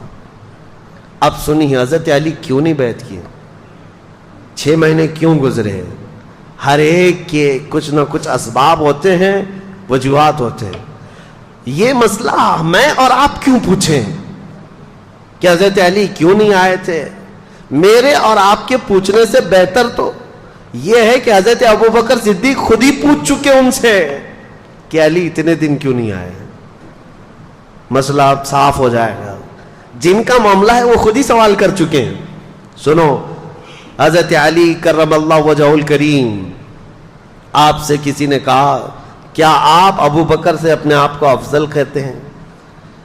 کیا آپ اس خلافت کے اپنے آپ کو حقدار سمجھتے ہیں جس کی وجہ سے آپ نے بیعت نہیں کی؟ سیدنا مولا علی کرم اللہ وجہہ الکریم نے فرمایا ایسی کوئی بات نہیں. میں نے یہ عہد کر لیا تھا دل میں کہ جب تک جو وحی نازل ہو رہی تھی قرآن پاک، حضرت ابو بکر صدیق کی خلافت کا ایک اہم کام میں آپ کو بتاؤں. اہم کام، آپ جامع القرآن ہیں. قرآن پہلے پتوں پر لکھا ہوا تھا، چمڑوں پر لکھا ہوا تھا، پتھروں پر لکھا ہوا تھا، کیونکہ 23 سال تک قرآن اترتا رہا اور سب صحابہ کے پاس الگ الگ جگہ پر تھا. یہ حضرت ابو بکر صدیق کے زمانے خلافت میں قرآن کو جمع کرنے کا کام شروع ہوا، اور حضرت ابو بکر صدیق نے اپنی خلافت کے زمانے میں قرآن کو جو جگہ جگہ ادھر ادھر تھا سب کو جمع کر لیا. اب سنو، یہ حضرت ابو بکر صدیق کی خلافت کا اہم کارنامہ ہے. اب یہ بات میں کیوں کہہ رہا ہوں؟ اس لیے کہ حضرت علی نے فرمایا، عرض کی. سنو، حضرت ابو بکر صدیق نے جب یہ کہا تو آپ نے فرمایا میں نے یہ قسم لے لی تھی، میں نے یہ عہد کر لیا تھا کہ جب تک اللہ کا کلام قرآن ایک جگہ جمع نہ ہو جائے میں کسی کے ہاتھ پر بیعت نہیں کروں گا. مقصد اس کے علاوہ اور کچھ نہیں تھا. لیکن بہت سارے کھٹملوں کو پتہ نہیں کیا کیا چیزیں مل جاتی ہیں. اس لیے نہیں کیا تھا، اس لیے نہیں کیا تھا، اختلافات ہوئے تھے، فلاں ہوئے تھے، نعوذ باللہ. اصل وجہ یہ حضرت علی کرم اللہ وجہہ الکریم، امام جلال الدین سیوطی نے بھی اس روایت کو بیان کیا اور تاریخ الخلفاء میں آپ نے اس چیز کو صاف بیان فرمایا کہ حضرت علی رضی اللہ تعالیٰ عنہ جب آپ کی وفات ہوئی تھی، شہادت ہوئی ہے کوفہ میں، اس وقت بھی آپ سے کہا گیا تھا کہ آپ اپنا جانشین کسی کو مقرر کریں گے، کسی کو خلیفہ بنائیں گے. تب بھی مولا کائنات علی مرتضیٰ رضی اللہ تعالیٰ عنہ نے یہ فرمایا تھا کہ جب رسول اللہ نے اپنے بعد کسی کو جانشین مقرر نہیں کیا تو میں کسی کو کیسے کروں. یہ اس بات کی علامت ہے کہ سیدنا علی کرم اللہ وجہہ الکریم حضرت ابو بکر صدیق کی خلافت پر متفق رہے، اور ان کی خلافت میں، ان کی امامت میں نمازیں بھی ہوتی رہیں. دیکھیں، میں سب سے پہلے کہہ رہا ہوں کہ سنیوں کا مجمع ہے، اختلافات صحابہ کو ذکر کرنا بھی نہیں چاہیے. اس سے تمہارا لینا دینا کیا ہے؟ تم میاں یہ پوچھو نماز میں فرض کتنے، واجبات کتنے، نماز کی مکروہات یا فاسد ہونے کے طریقے کیا کیا ہیں، روزہ، زکوٰۃ، یہ تم اپنی ضروریات دین کو پوچھو. تم یہاں بہت بڑے تاریخ دان بن کر کے فیصل بھی بن جاتے ہو ساتھ میں کہ نہیں وہ ایسے نہیں تھے، یہ صحیح نہیں تھے، وہ نہیں صحیح تھے. اٹکل پچو مار رہے ہیں 1400 سال کے بعد پیدا ہو کر کے. سوشل میڈیا کا دور ہے. ہم نے بہت سارے ایسے برساتی محققوں کو دیکھا ہے. ہاں، محقق تحقیق کرنے والے، ریسرچ اسکالر، تو یہ برساتی مینڈکوں کی طرح ہے. یہ نئے نئے آئے اور انہوں نے ریفرنس اور لوگوں کے سامنے نمبرنگ کے ساتھ کچھ باتیں رکھ کر کے لوگوں کو یوں ورغلایا ہے کہ اصل یہ بات ہے، تم کو لوگ یہ پٹی پڑھا رہے ہیں. میرے عزیزو یہ دین اسلام ہے، پٹی پڑھانے سے چلنے والا ہے نہیں. دین اسلام اپنی حقانیت کی بنیاد پر صبح قیامت تک چلے گا، صبح قیامت تک چلے گا. بعض تو ایسے جاہل آئے ہوئے ہیں محققین کے نام پر جو علماء سے تمہیں برگشتہ کر رہے ہیں، دور کر رہے ہیں. سارے علماء سے دور ہو جاؤ. علماء ممبروں پر بیٹھ کر کے جھوٹی باتیں کہتے ہیں. تو نوجوان طبقہ آج کا، کالجز کا، یونیورسٹیز کا، وہ اکثر علماء کے بارے میں بدگمانی کرتے چلے گئے. امام غزالی رحمۃ اللہ تعالی علیہ کی یہ بات میں تمہیں یاد دلا دوں. اللہ تبارک و تعالی جب کسی کو گمراہ کر کے ذلیل موت دینا چاہے تو سب سے پہلے اس کو علماء کی گستاخی میں لگاتا ہے. وہ بندہ وہاں سے شروعات کرتا ہے اور اس کے بعد وہ بدگمانی اس کی بڑھتی چلی جاتی ہے علماء کے بارے میں، مدارس اسلامیہ کے بارے میں، کہ مولوی لوگ ایسے ہی ہوتے ہیں. تمہیں پتہ ہے کہ دین کہاں سے کہاں تک آیا؟ تم کو الف با جو پڑھنا آتا ہے آج، یا اگر علماء نہ ہوتے ان کے وسیلے کے بغیر تم کہاں سے دین سیکھتے؟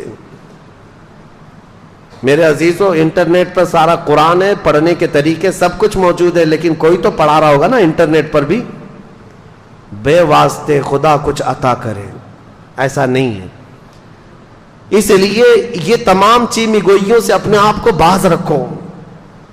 اور دین جو ہے ڈاکٹروں سے، انجینئروں سے، وکیلوں سے اب سیکھنے لگ گئے لوگ، علماء کو چھوڑ کر کے. اسی وجہ سے گمراہی کے دروازے کھلتے چلے گئے. اور عام نوجوان کو دیکھو تو یہ فرق کرنے بیٹھا ہے. کوئی آ کر کے سوال کرتا ہے سرکار غریب نواز افضل تھے کہ غوث پاک افضل تھے؟ تجھے کیا فرق پڑتا ہے؟ ان کی افضلیت کے متعلق، ان کے مقامات اور مراتب کے متعلق وہ صرف اس بات کے لیے سوال کر رہا ہے کہ دونوں میں سے کسی ایک کا درجہ گھٹا کر کے سوچے، کسی ایک کا درجہ گھٹا کر کے بتائے. اللہ نے دو آنکھیں دی ہیں، دونوں کا مقام برابر ہے، دونوں آنکھیں تمہاری برابر کی دیکھتی ہیں. کبھی تو آج تک تم یہ نہیں باتیں کرتے. بہرحال جن کے مقامات اور جن کی فضیلتیں بیان ہوئی ہیں وہ ہم بیان کریں گے، لیکن یہ کمپیریزن میں اس طرح کسی کو گھٹا کر بیان کرنا جائز نہیں. سیدنا ابوبکر صدیق کی فضائل جتنے ہیں وہ سر آنکھوں پر. لیکن ایک بات یاد رکھنا کہ جب بھی حضرت ابوبکر صدیق کے فضائل بیان کرو تو کبھی ہم سے یہ نہیں سرزد ہو، کبھی آپ سے بھی یہ سرزد نہ ہو کہ مولا علی کی شان میں کوئی کمی ہو رہی ہو. مولا علی کرم اللہ وجہہ الکریم کی شان کو گھٹا کر کے بیان کرنا نہیں، یہ جائز نہیں ہے. صحابہ کی جو فضیلتیں، اور جب حضرت علی کرم اللہ وجہہ الکریم کی فضیلت بیان کر رہے ہو تو پھر اس بات کا بھی لحاظ رکھنا کہ تینوں خلفائے راشدین میں سے کسی کی بے عزتی اور توہین نہ ہو رہی ہو. اسی کا نام اہل سنت و جماعت ہے. جو یہ تمام بیچ کے راستے کو لے کر کے چلتے، اہل سنت کا ہے بیڑا پار اصحاب حضور، نجم ہے اور ناؤ ہے عطرت رسول اللہ کی. ہم صحابہ کی بھی افضلیت کے قائل ہیں اور اہل بیت کے ادب کے بھی ہم قائل ہیں. ہم دونوں میں سے کسی کو بھی ٹرول نہیں کرتے، کسی کی مذمت نہیں کرتے، یا کسی کی تنقیص یا ادنا سی گستاخی نہیں کرتے ہیں. ایک جماعت ہے وہابیوں کی جو اہل بیت کی گستاخ ہو جاتی ہے. وہ ان کے اندر، آج ہی میں پڑھ رہا تھا ایک صاحب نے تاریخ لکھی ہے اور جگہ جگہ انہوں نے یزید کو رضی اللہ عنہ لکھا ہے، صرف اس دشمنی میں اہل بیت کی ہے. اور ایک جماعت ایسی ہے جو سارے صحابہ کو گالیاں دیتی ہے اہل بیت کی محبت میں. دونوں صحیح نہیں ہے، دونوں صحیح نہیں ہے. صحیح مذہب و مسلک وہی ہے جو درمیانی اہل سنت و جماعت کا. صحابہ رسول اللہ کے آسمان ہدایت کے تارے ہیں اور رسول اللہ کے گھر والے اہل بیت نوح علیہ السلام کی کشتی کی مانند ہیں. میرے آقا نے فرمایا جو اس کشتی میں سوار ہو گیا وہ نجات پا گیا، جو اس کشتی سے دور ہوا وہ ہلاک ہو گیا. ہمارے لیے کشتی بھی ضروری ہے، ہمارے لیے آسمان ہدایت کے تارے بھی ضروری ہیں. یہ دونوں کے ساتھ ہیں. اب حضرت ابوبکر صدیق کی خلافت کا دور شروع ہوا. پہلا دن تھا، حضرت ابوبکر صدیق نے اعلان فرما دیا. اب مسجد نبوی کا پہلا خطبہ خلافت کے بعد کا سنو توجہ سے. سیدنا ابوبکر صدیق رضی اللہ تعالیٰ عنہ فرماتے ہیں اے مسلمانوں، اللہ سے ڈرو، کمزوروں پر ظلم نہ کرو اور نا حق کسی کے ساتھ ظلم کا یا زیادتی کا معاملہ کبھی ہونے نہ پائے. اور یہ خطبے میں آپ نے فرمایا سب کے سب اس بات پر گواہ رہو کہ اگر بال برابر بھی میں رسول اللہ صلی اللہ تعالی علیہ وسلم کے طریقے سے ہٹ کر کے کوئی کام کرتا ہوا نظر آ جاؤں تو تم لوگ اپنی تلواروں سے مجھے سیدھا کر دینا. یہ وقت کا خلیفہ کہہ رہا ہے. حضرت ابو بکر صدیق نے فرمایا اگر میں بال برابر بھی ہٹ جاؤں تو تم اپنی تلواروں سے مجھے سیدھا کر دینا, اور اگر رسول اللہ صلی اللہ تعالی علیہ وسلم کے بتائے ہوئے راستے پر ہی چل رہا ہوں تو تم میری بات کو قبول کر لینا. اور اس کے بعد مسجد نبوی شریف امامت کے لیے آگے بڑھتے ہیں. عزیزان گرامی وقار, آج بھی وہ مصلی امامت موجود ہے جہاں میرے آقا نے امامت فرمائی. وہ مسجد نبوی کا شروع کا حصہ, نبی پاک صلی اللہ تعالی علیہ وسلم کا جو محراب ہے نا, آج بھی وہ مدینے میں ہے. مسجد نبوی میں وہ محراب ویسے ہی ہے. حضرت ابو بکر صدیق جیسے ہی آئے اس محراب کو آپ نے کیا کر دیا, بند کر دیا. جہاں رسول کریم صلی اللہ علیہ وسلم, جیسے یہ محراب ہے, اس محراب کو بند کر کے آپ نے دیوار چندی, ایک دیوار بنائی اور پیچھے آ گئے مصلی لے کر, پیچھے کی طرف آ گئے. لوگوں نے کہا وہ رسول اللہ کا محراب ہے, رسول کریم صلی اللہ تعالی علیہ وسلم کا محراب ہے. آپ نے وہاں پر دیوار لگا دی اور آپ پیچھے مصلی لے کر کے آ گئے. اللہ اکبر, کمال عشق دیکھو. کہتے ہیں میں نہیں چاہتا کہ جہاں رسول اللہ کے قدم ہو میرے قدم ہو, بلکہ میں نے مصلی پیچھے اس لیے ہٹا لیا کہ جب میں سجدے میں جاؤں تو میرا سر وہاں ہو جہاں رسول اللہ کے قدم تھے. بخدا خدا کا یہی ہے ڈر, نہیں اور کوئی مفر مکر, جو وہاں سے ہو یہیں آ کے ہو, جو یہاں نہیں تو وہاں نہیں. اعلیٰ حضرت نے جو فرمایا, حضرت ابو بکر صدیق نے کہا کہ میرا سر وہاں لگے جہاں رسول اللہ کے قدم لگتے تھے, کیونکہ حضور پیچھے کھڑے ہوتے اور پیشانی حضور کی محراب کے اندر ہوتی. آپ نے وہ پیشانی کی جگہ حضور جہاں سجدہ کرتے تھے اس کو بند کر دیا, اس لیے کہ کبھی کسی اور کا پیر وہاں نہ پڑنے پائے جہاں رسول اللہ کی پیشانی لگی. یہ خلافت کا دور شروع ہوا تو آپ نے اعلان فرمایا, اے لوگوں, صدیق اکبر رضی اللہ تعالیٰ عنہ فرماتے ہیں کہ اے لوگوں, دیکھو مدینہ طیبہ میں آج جو حالات پیدا ہو چکے ہیں ان سب کے لیے فوری طور پر کوئی تدبیر اختیار کرنا ضروری ہے. کیا کیا حالات تھے, چیلنجز میں آپ کے سامنے رکھتا ہوں, آپ خود محسوس کر لیں گے کتنا ڈیفیکلٹ تھا ڈیسیژن لینا. زکوٰۃ کے منکرین پیدا ہو گئے, وہ بھی سینکڑوں کی تعداد میں, کہتے ہیں زکوٰۃ ہم نہیں دیں گے. اچھا, ایک مسئلہ یہ تھا, حضور نے اپنی وفات کے چند دن پہلے ہی حضرت اسامہ بن زید, حضور صلی اللہ تعالیٰ علیہ وسلم کے منہ بولے بیٹے حضرت زید جو جنگ موطا میں شہید ہوئے, ابھی جمعہ کے بیان میں نے عرض کیا تھا, حضور صلی اللہ علیہ وسلم نے اپنا جھنڈا دے کر بھیجا تھا. موطا جارڈن کا ایک علاقہ ہے. یہ جنگ کیوں ہوئی تھی یہ بھی میں نے بتایا ہے. حضور صلی اللہ تعالیٰ علیہ وسلم کے قاصد صحابی حارث بن عمیر, یہ روم کے بادشاہ کے پاس خط لے کر کے جا رہے تھے. بیچ میں بلقا کا ایک بادشاہ شرحبیل جس کا نام تھا, اس نے گرفتار کر کے حضور کے اس صحابی کو رسیوں میں باندھ کر ٹکڑے کر کے قتل کیا. تو اب اس قتل کے خلاف ظاہر سی بات ہے حضور صلی اللہ تعالیٰ علیہ وسلم نے صحابہ کو جمع کیا اور 3000 صحابہ کی تعداد بھیج دی, جس میں حضرت زید بن حارثہ تھے, حضور کے منہ بولے بیٹے. ان کے ہاتھ میں جھنڈا دیا اور یہ فرمایا تھا ان کے بعد جعفر طیار جھنڈا لے لیں گے, ان کے بعد عبداللہ بن رواحہ, ان کے بعد مسلمان جس کو منتخب کرے وہ جھنڈا لے, وہ سپہ سالار ہے. اور جنگ موطا میں جیسی پہنچے تھے یہ 3000 صحابہ, رومیوں کی فوج 1,00,000 کی تعداد کے برابر تھی. یہ صحابہ میں سے کوئی پیچھے ہٹا نہیں, 1,00,000 سے لڑنے کے لیے تیار بھی ہوئے, لڑ پڑے. اور اس کے بعد حضرت زید بن حارثہ شہید ہو گئے, حضور کے منہ بولے بیٹے اس جنگ میں شہید ہوئے, پہلے شہید. اس کے بعد حضرت جعفر طیار جو حضرت علی کے سگے بھائی ہیں, ان کو رومیوں نے پیٹ سے بیچ میں کاٹ کر 2 ٹکڑے کر دیے تھے, وہ شہید ہوئے. تیسرے حضرت عبداللہ بن رواحہ, یہ بھی شہید ہوئے.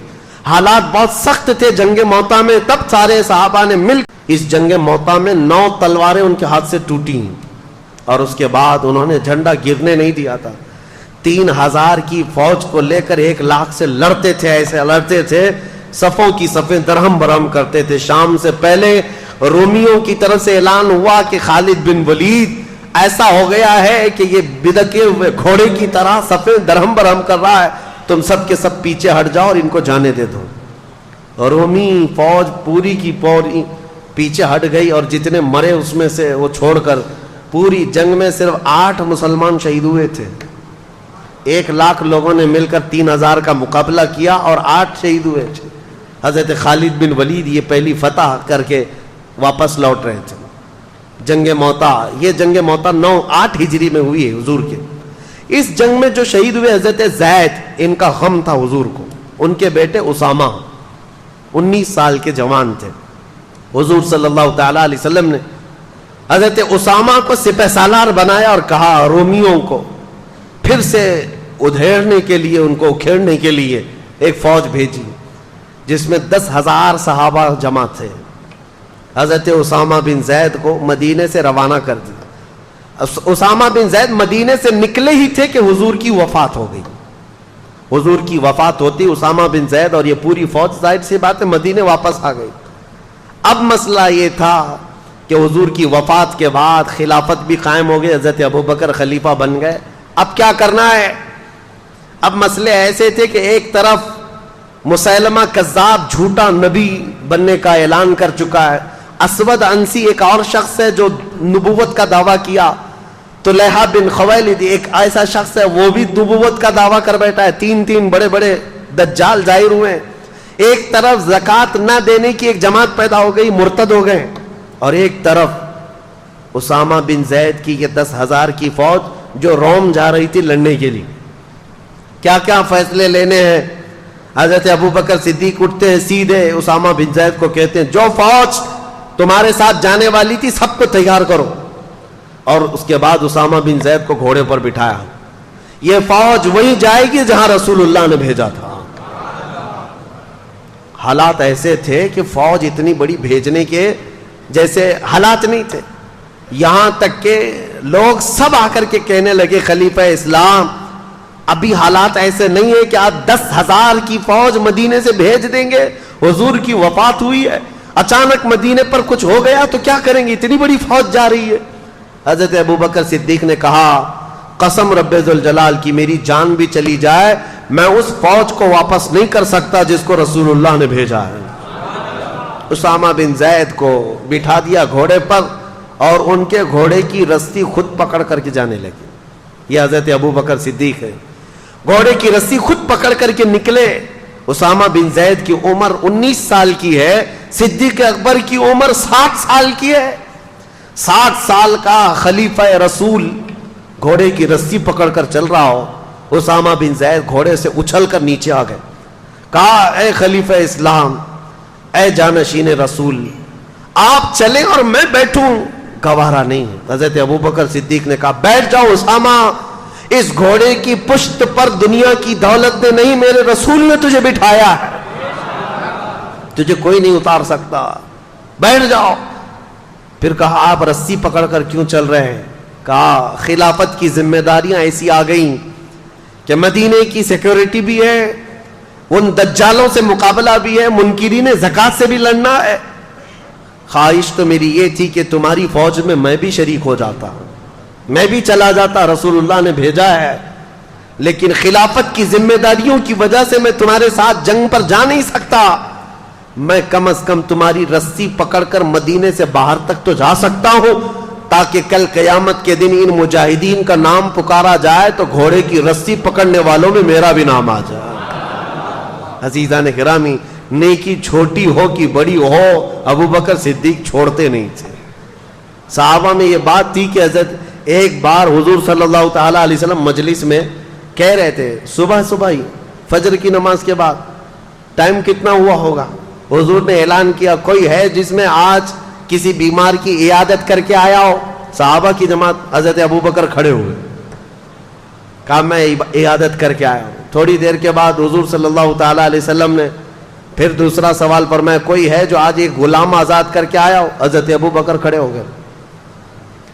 پھر حضور صلی اللہ تعالی علیہ وسلم نے اعلان فرمایا کوئی ہے جو آج کسی غریب کو کھانا کھلا کر کے آیا ہو؟ پھر حضرت ابو بکر کھڑے ہوئے، کہا میں کر کے آیا ہوں۔ جتنی مرتبہ حضور جس نیکی کے بارے میں پوچھتے ہیں وہ مسجد میں خود ہی کھڑے ہوتے ہیں کہ یا رسول اللہ میں کر کے آیا، اور یہ کب؟ فجر کی نماز میں۔ بعد میں رسول کریم صلی اللہ تعالی علیہ وسلم نے یہ اعلان فرمایا اس مجلس میں کہ گروہ صحابہ سنو، جنت کے 8 دروازے ہیں، مسلمان الگ الگ دروازوں سے جنت میں جا رہے ہوں گے، لیکن جنت کا ہر دروازہ ابو بکر کو اپنی طرف پکار رہا ہوگا، ہر دروازہ اپنی طرف پکار رہا ہوگا کہ تم اس میں سے آ جاؤ، تم اس میں سے آ جاؤ۔ ابو بکر صدیق کی نیکیاں، وہ چھوٹی نیکی بھی چھوڑتے نہیں تھے۔ اسامہ بن زید کو روانہ کیا۔ اب ذہن حاضر رکھو، آپ سچویشن کیسی ہے میں خود پڑھ کر کے حیران ہوں۔ اس کے بعد حضرت خالد بن ولید کو بلایا، حضرت شرحبیل حسنہ ایک اور صحابی ہیں، ان کو بلایا، اور تقریباً اس میں بھی 2000 یا 3000 صحابہ کو جمع کیا اور کہا جاؤ اس مسیلمہ کذاب کا مقابلہ کرنا ہے جو جھوٹا نبی بنا ہوا ہے۔ یہ گئے جھوٹے نبی کے مقابلے کے لیے، جب گئے تھے لوگ، اس وقت حضرت خالد بن ولید اپنی ایک چھوٹی سی جماعت لے کر کے الگ، اسود انسی اور طلحہ بن خویلد جو 2 اور جھوٹے نبی تھے، کہا میں ان کا کام پہلے کر کے آتا ہوں۔ حضرت خالد بن ولید گئے، ان کے مقابل میں کون کھڑا ہوتا؟ اسود انسی کو، طلحہ بن خویلد کے جتنے ہواری مواری تھے سب کو مار ڈالا، اور وہ ڈر کے مارے جھوٹا نبی ملک شام بھاگ گیا، اور روایت میں ہے کہ بعد میں مسلمان بھی ہو گیا، چھوڑ دیا۔ اسود انسی جو تھا اس کو اس کے قریبی لوگوں نے مار ڈالا۔ حضرت خالد بن ولید کی ہیبت ایسی تاری ہوئی، یہ 2 جھوٹوں کو مار کر کے حضرت خالد بن ولید پھر آئے شرحبیل حسنہ کے ساتھ۔ یہ 3000 صحابہ کی جماعت تھی، لیکن جیسے ہی گئے یہ مسیلمہ کذاب 30,000 لوگوں کو جمع کر چکا تھا۔ مجھے حیرت ہوتی ہے، رسول اللہ کے زمانے سے یہ زمانہ بہت ملا ہوا ہے، اتنے قریب کے زمانے میں جب 30,000 جھوٹے نبی کو ماننے والے پیدا ہو گئے تھے، تو آج قادیانیوں کی جماعت میں کیوں نہیں جا سکتے؟ ہوتے ہیں۔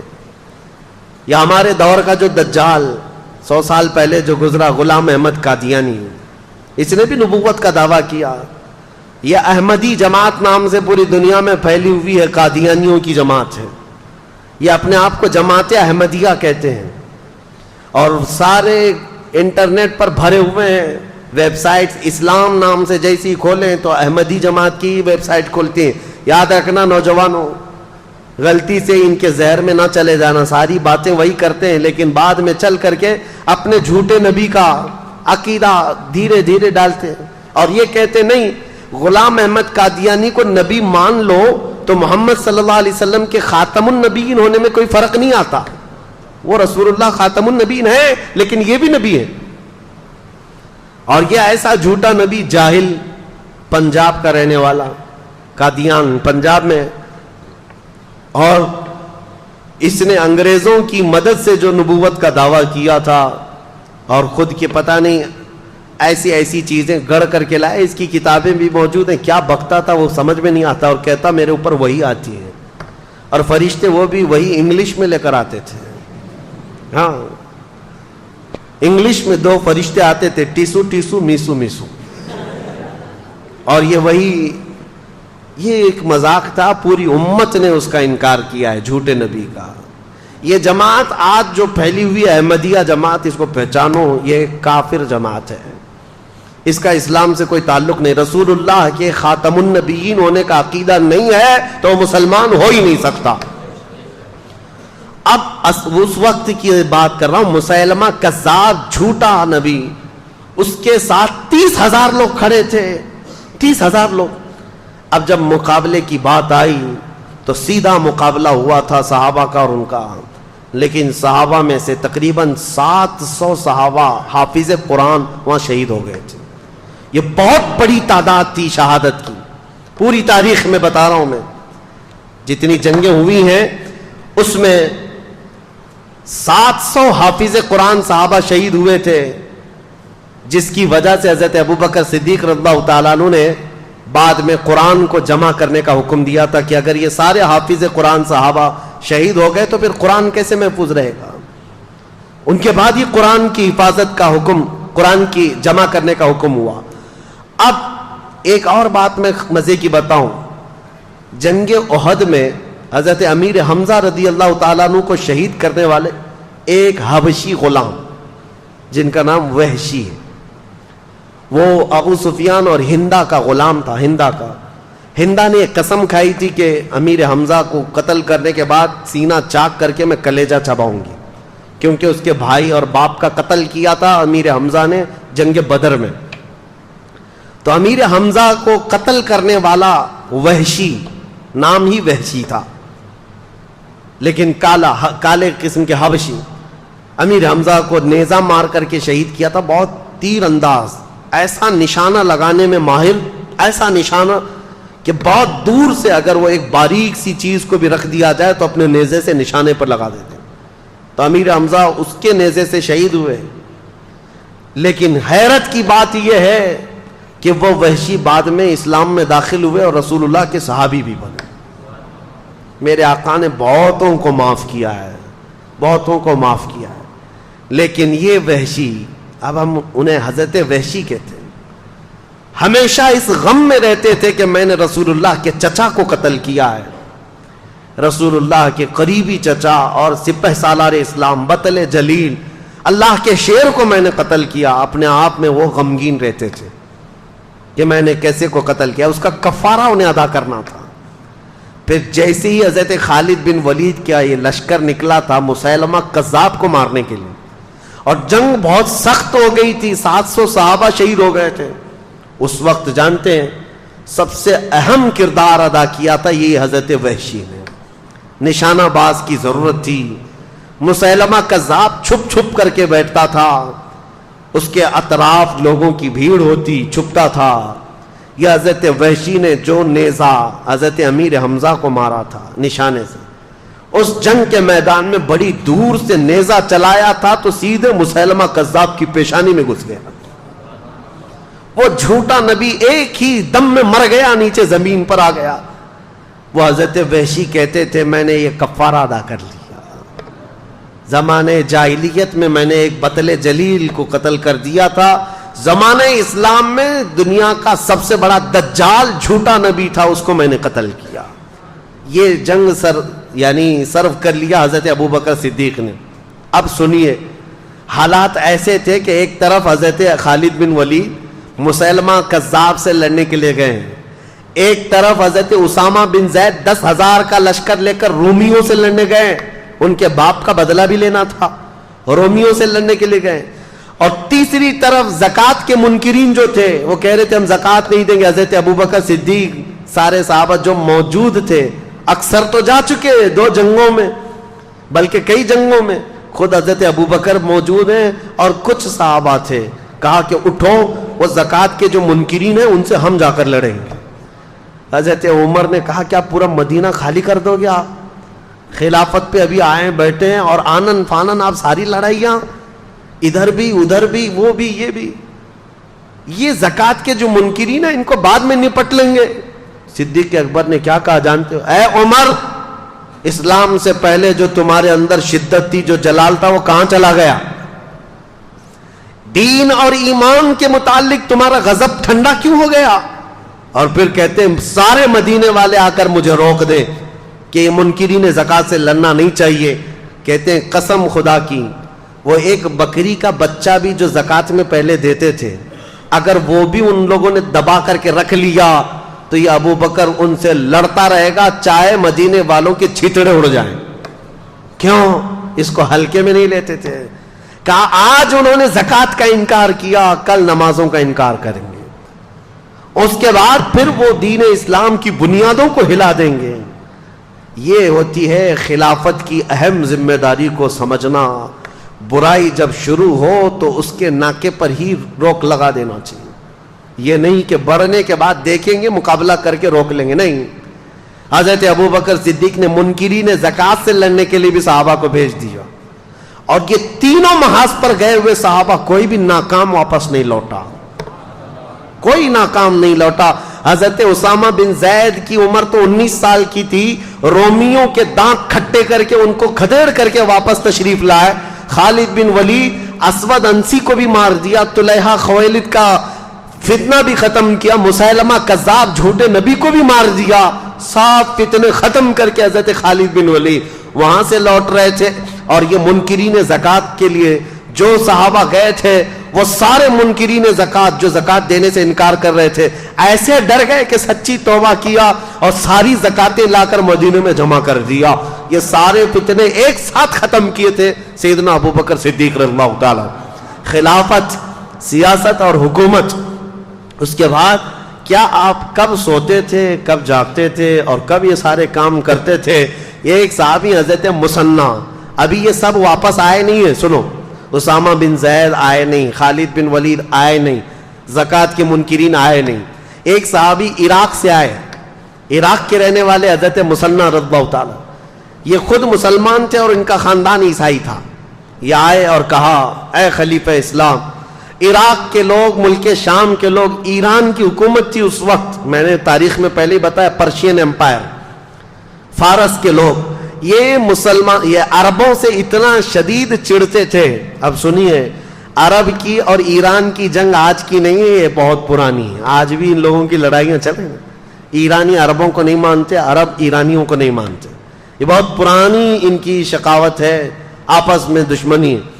ایران کا جو بادشاہ تھا کسرا اس وقت, خسرو پرویز, یزدگرد اور پھر جو ہے بزرج مہر, یہ سب وہ بادشاہ ہیں ایران کے جو کسرا کہلاتے تھے. یہ کوئی عرب آدمی ان کے ہاں نظر آتا تو اس کے کندھے کاٹ دیتے تھے. عربوں سے اتنی نفرت کرتے تھے, اور عرب لوگ بھی ان سے نفرت کرتے تھے, ایرانیوں کو برداشت نہیں کرتے تھے. کبھی کبھار ایرانی جو ہے حکومت کرتے کرتے یمن تک آ گئے, حجاز مدینے تک بھی آ گئے تھے. عرب لوگوں کی ان کے ساتھ جنگیں چلتی ہی رہی ہیں. اب جب اسلام آیا اور اس کا رعب و دبدبہ قائم ہوا تو جانتے ہیں رسول اللہ کا خط لے کر کے ایک صحابی گئے تھے خسرو پرویز بادشاہ کے پاس. اس نے رسول اللہ کا خط پھاڑ کر پھینک دیا تھا, اور جو قاصد صحابی آئے تھے ان کا قتل کر دیا تھا, اور کہا غلام مجھے حکم دیتے ہیں اسلام میں آؤ. عربوں کو غلام سمجھتے تھے, حقیر سمجھتے تھے عربوں کو. ایرانیوں کی فطرت یہ بہت پرانی ہے, اب تو مسلمان ہوئے ہیں, بہت زمانہ ہو گیا ہے, لیکن وہ جو ایرانی تھے آگ پرست, آتش پرست, آگ کی پوجا کرنے والے, وہ عربوں سے شدید اختلاف رکھتے تھے. اور حضور صلی اللہ تعالیٰ علیہ وسلم نے فرمایا بھی تھا اس بادشاہ کے بارے میں, جس نے میرا خط پھاڑا اللہ اس کی سلطنت کو پھاڑ دے گا. حضور کی زبان سے نکلا تھا. اب حضرت ابو بکر صدیق کی خلافت کا دور ہے, ایرانیوں کا بھی دبدبہ ہے. ایران جو ہے یہ اتنا ہی نہیں تھا جو آج ہے, وہ فارس جو ہے اس میں عراق بھی آتا, ملک شام بھی آتا, پھر ایک رومن امپائر جو ٹرکی تھا. اس زمانے میں قسطنطنیہ جو استنبول شہر ہے آج, یہ روم کا دارالخلافہ تھا, کیپٹل سٹی تھی, راجدھانی تھی. وہاں سے سارے رومی حکومت کرتے تھے. روم کے اندر تقریباً 40-50 آج کی کنٹریاں آتی تھیں اس زمانے. تو ایک طرف وہ تھے, ایک طرف یہ تھے. تو حضرت مثنى جو عراق کے تھے وہ آ کر حضرت ابو بکر کے پاس اتنا کہنے لگ گئے کہ عراق میں ہم چاہتے ہیں کہ اسلام لے کر کے جائیں, وہاں ایرانیوں کا بڑا دبدبہ ہے, آپ کیا فرماتے ہیں؟ حضرت ابو بکر نے پوچھا, سارے صحابہ جو جنگوں پہ جا چکے ہیں اب ایک طرف آئے اور کہہ رہے ہیں عراق جانا ہے. کہا پہلے جاؤ تم اپنے خاندان کو مسلمان کرو. وہ گئے, ان کا خاندان ان کی تبلیغ پر پورا اسلام لایا. حضرت ابو بکر صدیق صرف حضرت مثنى کے خاندان کو اور چند صحابہ کو کہتے جاؤ عراق پہنچو, اور اگر ایران کے بادشاہ کا کوئی وزیر جو وہاں پر تھا, وہاں پر جو موجود تھا, اس نے اگر مقابلہ کیا تو تم ان کے ساتھ جنگ کرنا. یہ حضرت ابو بکر صدیق کی غیرت ایمانی دیکھو, جذبہ تو دیکھو.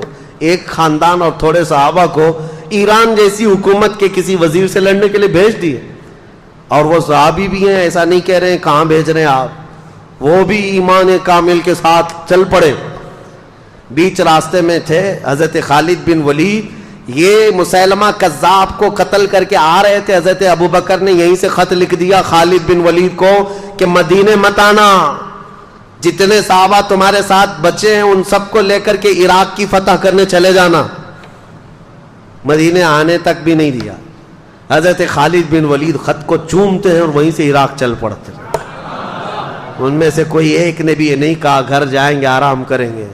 حضرت خالد بن ولید اپنے صحابہ جتنے تھے بچے ہوئے ان کو لے کر حضرت مثنیٰ کے ساتھ جمع ہو گئے اور عراق کی طرف چل پڑے. اللہ اکبر. میں اب یہ ساری چیزیں بیان بھی نہیں کر پاؤں گا, اتنی فتوحات حضرت خالد بن ولید کی ہیں, نام یاد نہیں رہ جاتے. جاتے ساتھ آپ نے عراق کی سرحد پر داخلہ کیا اور جو وہاں کا باج گزار تھا, جو بادشاہ بنا ہوا عراق کا تھا, وہ ایران کا باج گزار, ایران کا وزیر تھا, وہ بھی کٹر آتش پرست. اس کو سیدھے حضرت خالد بن ولید نے یہ پیغام بھیجا, اسلام لاؤ, امن کے ساتھ رہو, یا تو پھر ہمیں ٹیکس دو, یا ہماری حکومت کو تسلیم کرو, یا ہمارے ساتھ جنگ کرو, اس لیے کہ تم نے ہمارے عربوں کو بہت مارا ہے, مسلمانوں کو بہت مارتے ہو. جیسے حضرت خالد بن ولید کا یہ خط پہنچا تو عراق کا جو باج گزار تھا وہ حیرت میں آیا, کہا مسلمانوں کی اتنی ہمت کی یہاں تک آ گئے. اور اس نے ایران کے بادشاہ کو خط لکھ کر کے بھیجا کہ ایک لشکر آیا ہے مسلمانوں کا. خط تو بھیجا لیکن خود اپنی فوج لے کر لڑنے کے لیے آ گیا دریائے فرات کے قریب. اور حضرت خالد بن ولید نے اپنے صحابہ کو اتارا میدان میں. 2 دن کی جنگ چلی تھی کہ اس وزیر کو ہی قتل کر ڈالا. علاقہ پورا پرچم اسلام سے لہرایا. یہ پہلا دخول تھا حضرت خالد بن ولید کا عراق میں. عراق اور اس کے بعد جیسے جیسے آگے گزرتے گئے, خسرو پرویز جو بادشاہ تھا ایران کا, اسے خبر ملی کہ عراق میں لوگ داخل ہو گئے, میرے وزیر کو مار بھی ڈالا. تو اپنے 2 مشہور وزیروں کو اس نے طلب کیا جن کو اس زمانے کی آگ کہا جاتا تھا. ان کے ساتھ اس خسرو پرویز نے 1 لاکھ کی فوج دے کر بھیجا کہ یہ خالد بن ولید کا معرکہ سر کراؤ. اب یہاں حضرت خالد بن ولید کے انٹرنس کو روکنے کے لیے ایران کی بہت بڑی فوج آئی تھی. حضرت خالد بن ولید صرف طاقت اور یہ تلوار کے جوہر سے نہیں, اپنی حکمت سے جیتتے تھے. وہ ایسی حکمت اپناتے تھے جنگوں میں, صحابہ کی ٹکڑیاں کہاں چھپاتے کسی کو پتہ بھی نہیں چلتا. ہر ایک کو تازہ دم میدان میں اتارتے تھے, ہر ایک کو جوہر کے ساتھ اتارتے. اور جو 2 آئے تھے یزدگرد ان کا کچھ نام تھا, یہ جو ایران کے بادشاہ کے, ان کا مقابلہ دریائے فرات پر حضرت خالد بن ولید نے ایسا کیا کہ ان میں سے ایک کو قتل کیا اور ایک کو وزیر کے بادشاہ کے پاس بھاگنے پر مجبور کیا, اور باقی فوج کو تتر بتر کر دیا. اور ایرانی فوج میں ایسی ہیبت طاری ہوئی کہ وہ بدکے ہوئے گھوڑوں کی طرح بھاگتے تھے اور کہتے تھے جنات آ گئے ہمارے ہاں, جنات آ گئے. یہ چند صحابہ کی جماعت تھی. عراق میں داخل ہوتے گئے عراق کا کافی حصہ خالی ہو گیا. تو حضرت خالد بن ولید نے حضرت قعقاع ایک صحابی ہیں, ان کو عراق کا گورنر بنایا اور وہاں سے پھر نکل پڑے. کہا میں اب ملک شام بھی فتح کر کے رہوں گا. مدینے واپس نہیں آئے. اللہ اکبر. اس بطل جلیل کو لاکھوں سلام. خالد بن ولید سیف اللہ المسلول. میں سوچتا ہوں کیا ان کا گھر نہیں تھا, کیا ان کے بیوی بچے نہیں تھے, مہینوں گزارتے تھے. اور خالد بن ولید نے پورا عراق فتح کر لیا تھا. عراق فتح کر کے وہاں صحابہ کو گورنر بنایا اور واپس نکلے ملک شام کی طرف. ملک شام آئے, حمص کا علاقہ, حلب کا علاقہ جہاں رومیوں کی حکومت تھی. تو انہوں نے ایک سپر پاور سے ٹکر تو آلریڈی لے لی تھی. ایک سپر پاور پرشین امپائر تھے, ان سے تو چھیڑ چھاڑ ہو گئی تھی, ان کے ہزاروں کو مارا بھی تھا. ملک شام میں رومن امپائر کا قبضہ تھا. خالد بن ولید نے ان کو بھی چھیڑ دیا. 2 بڑی سپر پاور طاقتیں اس زمانے کی, پرشین امپائر اور رومن امپائر, اور دونوں کو چھیڑنے والا, دونوں کو اٹھانے والا اور دونوں کو کھدیڑنے والا ایک ہی صحابی خالد بن ولید. ایک ہی صحابی. ملک شام میں رومیوں کا قبضہ تھا. جیسے ہی داخل ہوئے, شامی جتنے تھے ان لوگوں نے کہا کہ ان کا مقابلہ ہم عربوں سے ہی کرتے ہیں, کیونکہ شام کے رہنے والے جو ایران کے تھے وہاں کے قریب, شام اور ایران پڑوس میں, تو وہاں کا جو بادشاہ تھا اس نے کہا کہ خالد بن ولید کا مقابلہ ہماری فوج سے نہیں عربوں سے ہی کرتے ہیں. وہ اچھا جانتے ہیں کیونکہ کچھ عرب بھی وہاں رہتے تھے اور کچھ عربوں کو خرید کر کے لائے تھے. ایک پوری جماعت کھڑی کر دی عربوں کو عرب سے لڑانے کے لیے. لوگوں نے پوچھا بھی یہ کیا کر رہے ہو؟ کہا لوہے کو لوہا کاٹتا ہے. اس نے یہ جملہ کہا تھا لوہے کو لوہا کاٹتا ہے، عربوں کو عرب ماریں گے. لیکن ان ظالموں کو یہ معلوم نہیں ایک طرف ہو سکتا ہے لوہا ہے، دوسری طرف اللہ کا شیر ہے. وہاں سیف اللہ المسلول ہے. اور عربوں کے اس قبیلے کو لا کر کھڑا کیا حضرت خالد بن ولید نے. ایک ہی دن میں ان پورے عربوں کا کام تمام کر دیا، ایک ہی دن. اس پورے سفر میں سیدنا خالد بن ولید نے تقریباً 26 جنگیں لڑی اور ہر جنگ میں فتح کا جھنڈا لہرایا. ہر جنگ میں عراق داخل ہوئے، شام میں داخل ہوئے، حتیٰ کہ وہ آنے کو تیار نہیں تھے. خلیفہ اسلام حضرت ابو بکر کا خط آیا کہ اب تو مدینے واپس آ جاؤ، اب آ جاؤ. ابھی ایران فتح نہیں ہوا تھا. جب حضرت خالد بن ولید کو دوبارہ بلایا گیا تب وہ واپس مدینہ طیبہ تشریف لائے.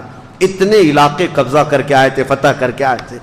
میں آپ کو بتاؤں یہ صدیق اکبر کے زمانے کے ہونہار سپہ سالار جنہوں نے اسود انسی جیسے دجال کو مارا تھا، جنہوں نے طلحہ بن خالد جو جھوٹی نبوت کا دعوے دار تھا اس کو ختم کیا تھا، مسیلمہ کذاب کو دھول چڑھایا تھا اور ایرانی طاقتوں کے نشے کو چور چور کر دیا تھا.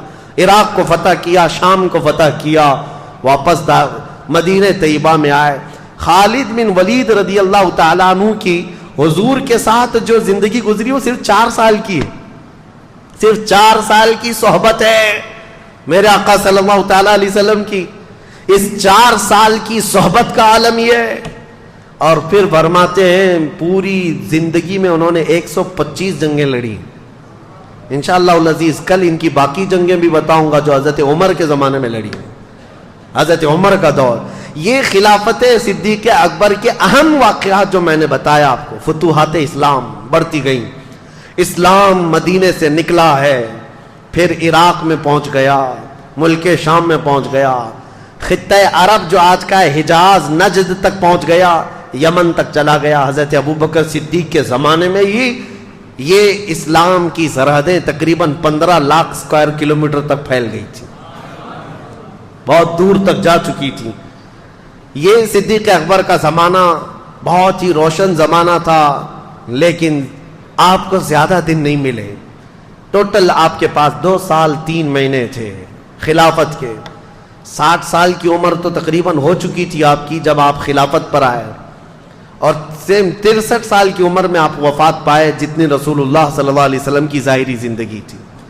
حضرت ابوبکر صدیق رضی اللہ تعالیٰ عنہ کی خلافت میں صرف یہ معاملات نہیں تھے بلکہ حکومت کا ایسا نظام قائم کیا تھا، شعبے بنا دیے تھے. حضور کے زمانے میں یہ سب چیزیں تو ہوئی نہیں تھی، لیکن آپ نے بعد میں یہ سب شعبے بنائے، فوجیوں کے دستے الگ الگ بنائے، امیر العسکر، امیر لشکر کا ایک امیر بنایا، اور الگ الگ ٹکڑیوں کو تربیت دیا. آپ نے اس وقت کا ایک یعنی صحابہ کو فٹنس کے لیے ایک پورا میدان بنا رکھا تھا، وہاں دوڑ لگائی جاتی تھی. یعنی اس زمانے کا جیم، جو جوان صحابہ تھے ان کو پورے طور پر ورزش کروائی جاتی تھی، دوڑ لگائی جاتی تھی، پتھر اٹھوائے جاتے تھے فٹنس کے لیے روزانہ. یہ حضرت ابوبکر صدیق نے بنایا تھا. اور پھر بیت المال آپ نے بنایا، زکوٰۃ جتنی آتی تھی وہ سب بیت المال میں جمع ہوتی، اور پھر حضرت ابوبکر صدیق پورے مدینے کے لوگوں کو بیت المال سے سب تقسیم کر دیتے. یہاں تک کہ تقسیم کرنے کے بعد بیت المال کے اندر خود اپنے ہاتھ سے جھاڑو مارتے تھے. تو وہ لوگ کہتے کہ آپ جھاڑو کس لیے لگاتے ہیں؟ کہتے ہیں کہیں کوئی درہم گرا ہوا نہ رہ جائے جو مسلمانوں میں تقسیم ہونے سے رہ جائے. جھاڑو لگا دیتے. بیت المال کا نظام آپ نے قائم فرمایا. اور اس کے بعد آپ نے باضابطہ طور پر قرآن کو جمع کرنے کے لیے صحابہ کو منتخب کیا، پھر امیر بنایا، مسجدیں تعمیر کرنا شروع کیا. مدینہ طیبہ میں اس وقت تقریباً 9 مسجدیں تھیں مسجد نبوی کے علاوہ. مسجد نبوی کو چھوڑ کر 9 مسجدیں الگ تھی. اور پھر غربا مساکین کا خیال اور خود کی زندگی کا اللہ اکبر یہ حال تھا. خلافت 2 سال 3 مہینے 4 دن کے قریب چلی، اور بالکل روشن خلافت جس میں سیدنا عمر فاروق، حضرت عثمان غنی، حضرت علی کرم اللہ وجہ کریم سبوں نے حصہ لیا ہے. اور اسلام کو پورے دور دراز تک پھیلانے میں ہر صحابی نے بڑا کردار ادا کیا. حضرت ابو بکر نے ابی بن کعب کو امامت کے لیے مقرر کیا, قرآن سکھانے کے لیے حضور صلی اللہ علیہ وسلم نے ان کے لیے فرمایا تھا, ان کو امام بنایا گیا. حضرت عبداللہ بن مسعود فقہ کے بڑے صحابی تھے, ان کا مدرسہ بنایا گیا. حضرت ابو ہریرہ جو حضور کی حدیثوں کے حافظ تھے, ان کو حدیثیں بیان کرنے کے لیے یہ سارے صحابہ اکرام کی جماعتیں الگ الگ تھیں, ڈپارٹمنٹ بنائے. باضابطہ حکومت کا ایک شعبہ اسلام کی اسٹیبلشمنٹ جو ہوئی, خلافت کا دور یہاں چلا. خلافت جو ہے, اب لوگ یہ کہتے ہیں خلافت میں اور جمہوریت میں فرق کیا ہے؟ جمہوریت یعنی ڈیموکریسی, دونوں میں بڑا فرق. ایک وہ ہے کہ ہوتا یہی ہے, جمہوریت جس کو آپ ڈیموکریسی کہتے ہیں, for the people, by the people, to the people. اب یہاں پر یہ انگلش کا جو فارمولہ ہے وہ بہت دور ہو گیا. فار دا پیپل اور B U Y, by the people, یہ اب ڈیموکریسی ہو گئی ہے. یہ اب لوگوں سے بہت دور, فار دا نہیں ہے, فار دا پیپل ہو گئے. یہ جمہوریت آج ہو رہی. یہاں پر جو ڈیموکریسی ہے اس میں یہ کہا تو جاتا ہے لوگوں سے, لوگوں کے لیے, لوگ ہی حکومت کریں گے. صحیح ہے, یہی ہے. یعنی آپ منتخب کریں گے, آپ اپنا امیر بنائیں گے, آپ اپنا وزیر بنائیں گے, اور جس کو بنائیں گے وہ لوگوں کے لیے. اگرچہ آپ نہیں بنا پاتے, ابھی تک نہیں, ایسا کوئی بنا ہی نہیں جو ہمارے لیے ہو. وہ سب اپنے خزانے جمع کرنے کے لیے ہوتا ہے. جس کو بھی بٹھاؤ یہاں پر تخت پر, وہ سب سے بڑا چور نکلتا ہے, اور سب سے کہتا رہا نہ کھاؤں گا نہ کھانے دوں گا. یہ اور بات ہے کہ میرے عزیزو, اس طرح کے نعرے ڈیموکریسی میں سننے کو ملتے ہیں. صدیق اکبر کے زمانے خلافت کو کیا کمپیئر کر سکتے ہیں؟ خلافت کیا ہے؟ خلافت میں اور جمہوریت میں فرق یہ ہے کہ یہاں لوگ قانون بناتے ہیں. جمہوریت میں کیا ہوتا ہے؟ قانون کون بناتے ہیں؟ لوگ قانون بناتے ہیں. اور خلافت میں قانون لوگوں کے نہیں, اللہ کے قانون ہوتے ہیں. حاکم اللہ ہے. قوانین اس کے ہوں گے جو آلریڈی مرتب ہیں, اور اس میں امینڈمنٹ نہیں آئے گا, اس میں بعض بار سنشودن نہیں لایا جائے گا. قرآن جو اترا ہے وہ صبح قیامت تک کے لیے ہے, اور خلافت کا نظام قرآن سے اور رسول اللہ کی احادیث سے چلے گا. یہ فرق ہے. حضرت ابو بکر صدیق رضی اللہ تعالیٰ عنہ نے خلافت چلائی ہے. میرے عزیزو, حضرت عمر کہتے ہیں کہ اکثر میں سوچتا تھا کہ نیکیوں میں ان سے آگے بڑھ جاؤں. کمپٹیشن لگا رہتا تھا, یہ ہیلتھی کمپٹیشن ہے کہ حضرت عمر ہمیشہ یہ سوچتے تھے کہ میں آگے بڑھ جاؤں کچھ نیکیوں میں. کہتے ہیں میں بہت تلاش اور جستجو کے بعد مدینے کی ایک غریب بوڑھی عورت کو ڈھونڈ لیا کہ اس کی مدد کروں گا, کوئی تھا نہیں اس کا. کہتے ہیں کہ میں صبح سوچا ہوں نماز کے بعد جا کر کے اس کے گھر کا کام کر دوں, لیکن اس کے گھر گیا تو دیکھا اس عورت کا گھر کا کام سب کیا ہوا ہے, اس کے برتن سب دھوئے ہوئے ہیں, اس کا بستر بچھا ہوا, اس کا گھر جھاڑا ہوا ہے. حضرت عمر کہتے ہیں میں نے دیکھا اس کا کوئی رشتہ دار نہیں, یہ عورت اٹھتی نہیں, چل پھر نہیں سکتی, اس کا گھر کا کام کون کرتا ہے؟ 2 دن انتظار کیا, تیسرے دن فجر سے پہلے جا کر کھڑے ہوئے. فجر سے پہلے ہی ایک شخص آیا, چہرے پر نقاب ڈالے ہوئے, گھر کی اس خاتون کے سارے کام کر کے جلدی نکل رہا ہے. حضرت عمر کہتے ہیں میں نے اس کا نقاب ہٹایا تو ابو بکر صدیق ہے. کہ تنہائی میں رات کے وقت کوئی غریب عورت کے گھر بھی کام کر جانا وقت کے خلیفہ کا. حالانکہ لوگ آج یہ سوچتے ہیں کہ یہ ڈیوٹی میری تھوڑی نہ ہے. صدیق اکبر رضی اللہ تعالیٰ عنہ راتوں کو سوچے نہیں. یہاں تک کہ حضرت عمر کہتے ہیں ایک مرتبہ میں سنا تھا کہ حضرت ابو بکر جنگل میں کسی کو کھانا کھلا کر آتے تھے. میں بھی ان کے انتقال کے بعد, حضرت ابو بکر کے انتقال کے بعد توشہ دان لے کر کے جنگل میں گیا, ڈھونڈتا رہا, کوئی ملا نہیں. شام ہو رہی تھی, مجھے ایک جگہ سے کسی کی آواز آئی, پہاڑ کی ایک کوہ میں کوئی شخص بیٹھا اللہ اللہ کہہ رہا ہے. حضرت عمر کہتے ہیں میں گیا, جا کر دیکھا تو اس کے ہاتھ بھی کٹے, پیر بھی کٹے, آنکھوں سے اندھا بھی, ایسا ایک دھڑ پڑا ہوا ہے لیکن بول رہا ہے. حضرت عمر کہتے ہیں شاید اسی کو ابو بکر کھلانے کے لیے آیا کرتے, مدینے سے یہ جنگلوں کی وادیوں میں آ کر تو شادان لے کر کھلاتے. حضرت عمر کہتے ہیں میں بھی اس اندھے آدمی کے پاس بیٹھ کر روٹیاں سالن میں ڈبو کر کھلا رہا تھا, اس نابینا نے پوچھا ہے آنے والے کیا ابو بکر کا انتقال ہو گیا؟ حضرت عمر کہتے ہیں وہ اندھا تھا، میں نے اس کو کچھ کہا نہیں تھا، میں نے بات بھی نہیں کی تھی. میں نے پوچھا تجھے کیسے پتا کہ آنے والا ابو بکر نہیں کوئی دوسرا آیا ہے؟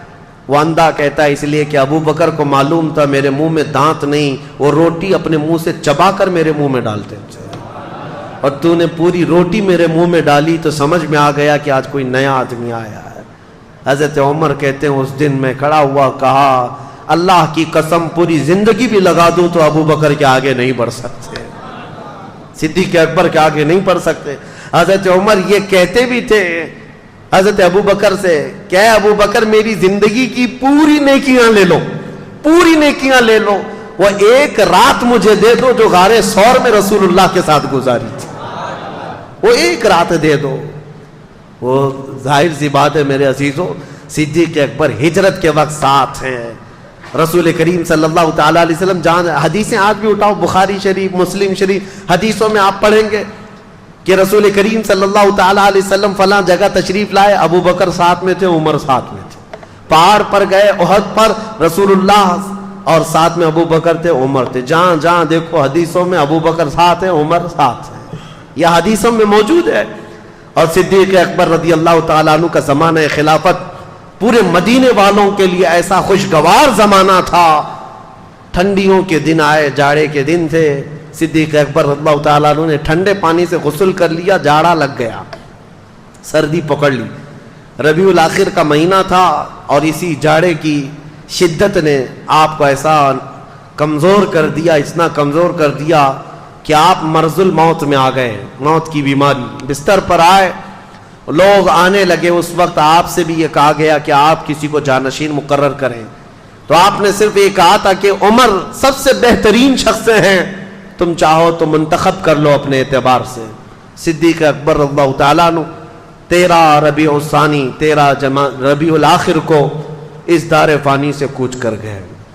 وہ اس دنیا سے پردہ فرما گئے، لیکن یہ وصیت کر گئے تھے کہ اے میرے لوگوں، اے میرے ساتھیوں، مجھے غسل دینا، کفن پہنانا، میرا جنازہ تیار کر کے رسول اللہ کے حجرے کے سامنے رکھ دینا، اور اجازت لینا اے اللہ کے رسول آپ کا دوست آپ کے ساتھ دفن ہونے کی اجازت چاہتا ہے، اگر اشارہ مل جائے تو مجھے حضور کے ساتھ دفن کر دینا، اور اجازت نہ ملے تو جنت البقیع میں عام مسلمانوں کے ساتھ دفن کر دینا.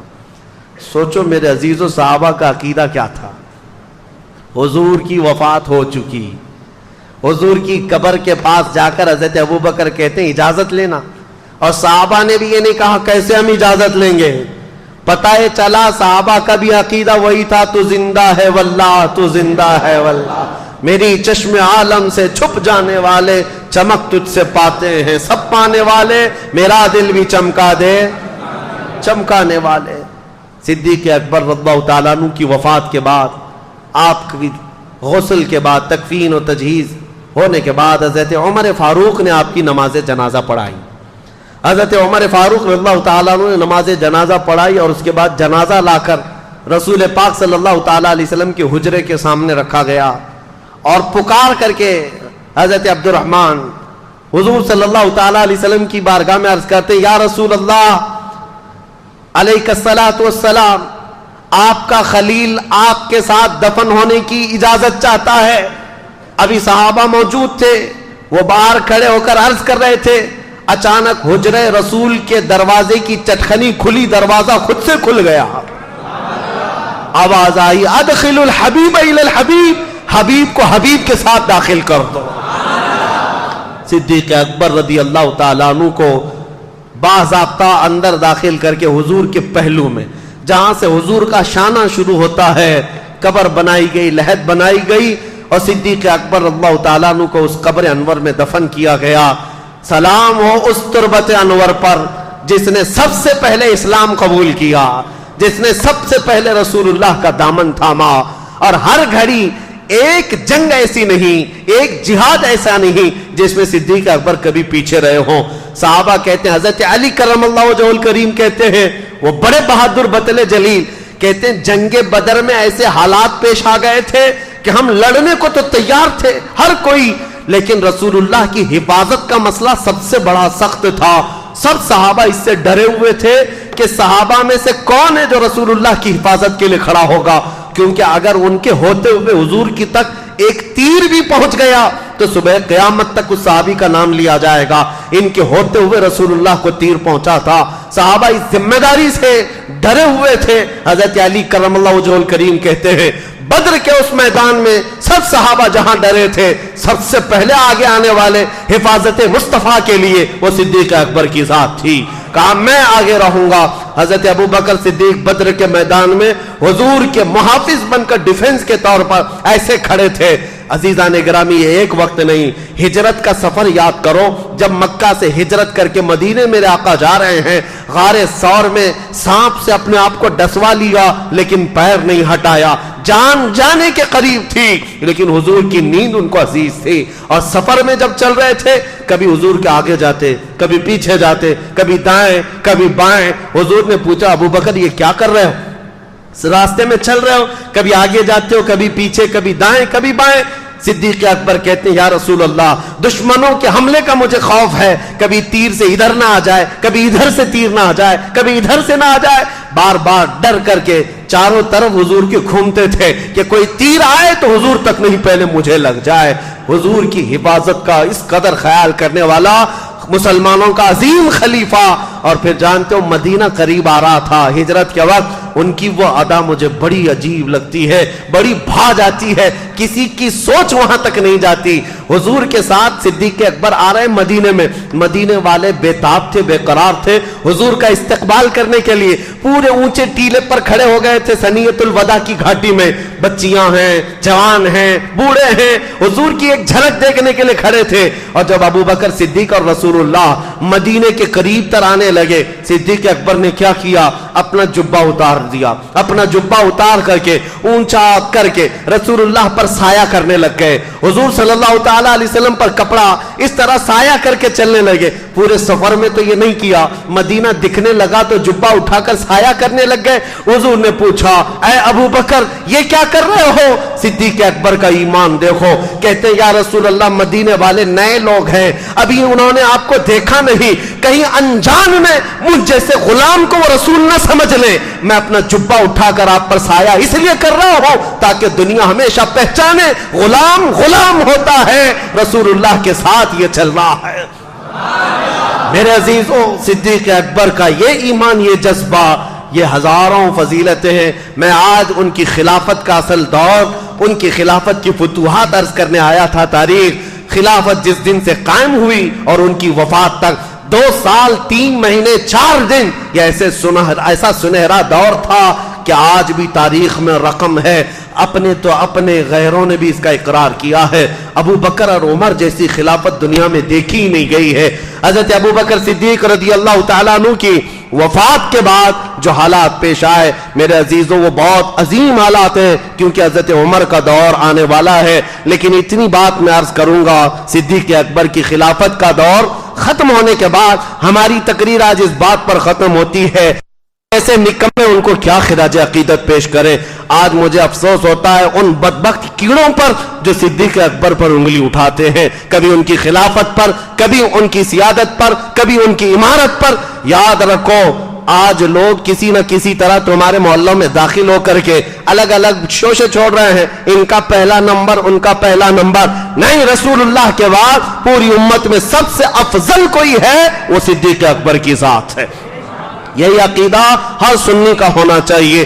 اب ان کی فضیلت میں ایک ہی جملہ کافی, ایک جملہ کافی ہے, میرے آقا کا فرمان. میں کیا بیان کروں, خود رسول اللہ فرماتے ہیں اپنے آخری دور میں, حضور فرماتے ہیں میرے ساتھ جتنے لوگوں نے اچھا سلوک کیا تھا, جتنے لوگوں نے میرے ساتھ احسان کیا تھا, میں نے سب کے احسان کا بدلہ چکا دیا سوائے ابو بکر صدیق کے. حضور فرماتے ہیں ابو بکر صدیق کے احسان کا بدلہ میں نہیں دیا. یہ میرے آقا نے فرمایا, خود رسول اللہ نے فرمایا. اب امت کیا بدلہ چکا سکے گی؟ اسی لیے میں کہتا ہوں صدیق اکبر کی ذات ایسی ہے جن کا احسان پوری امت پر صبح قیامت تک رہے گا, پوری امت پر ہے. سلام ہو اس تربت انور پر, کروڑوں رحمتیں نازل ہو صدیق اکبر کی ذات پر.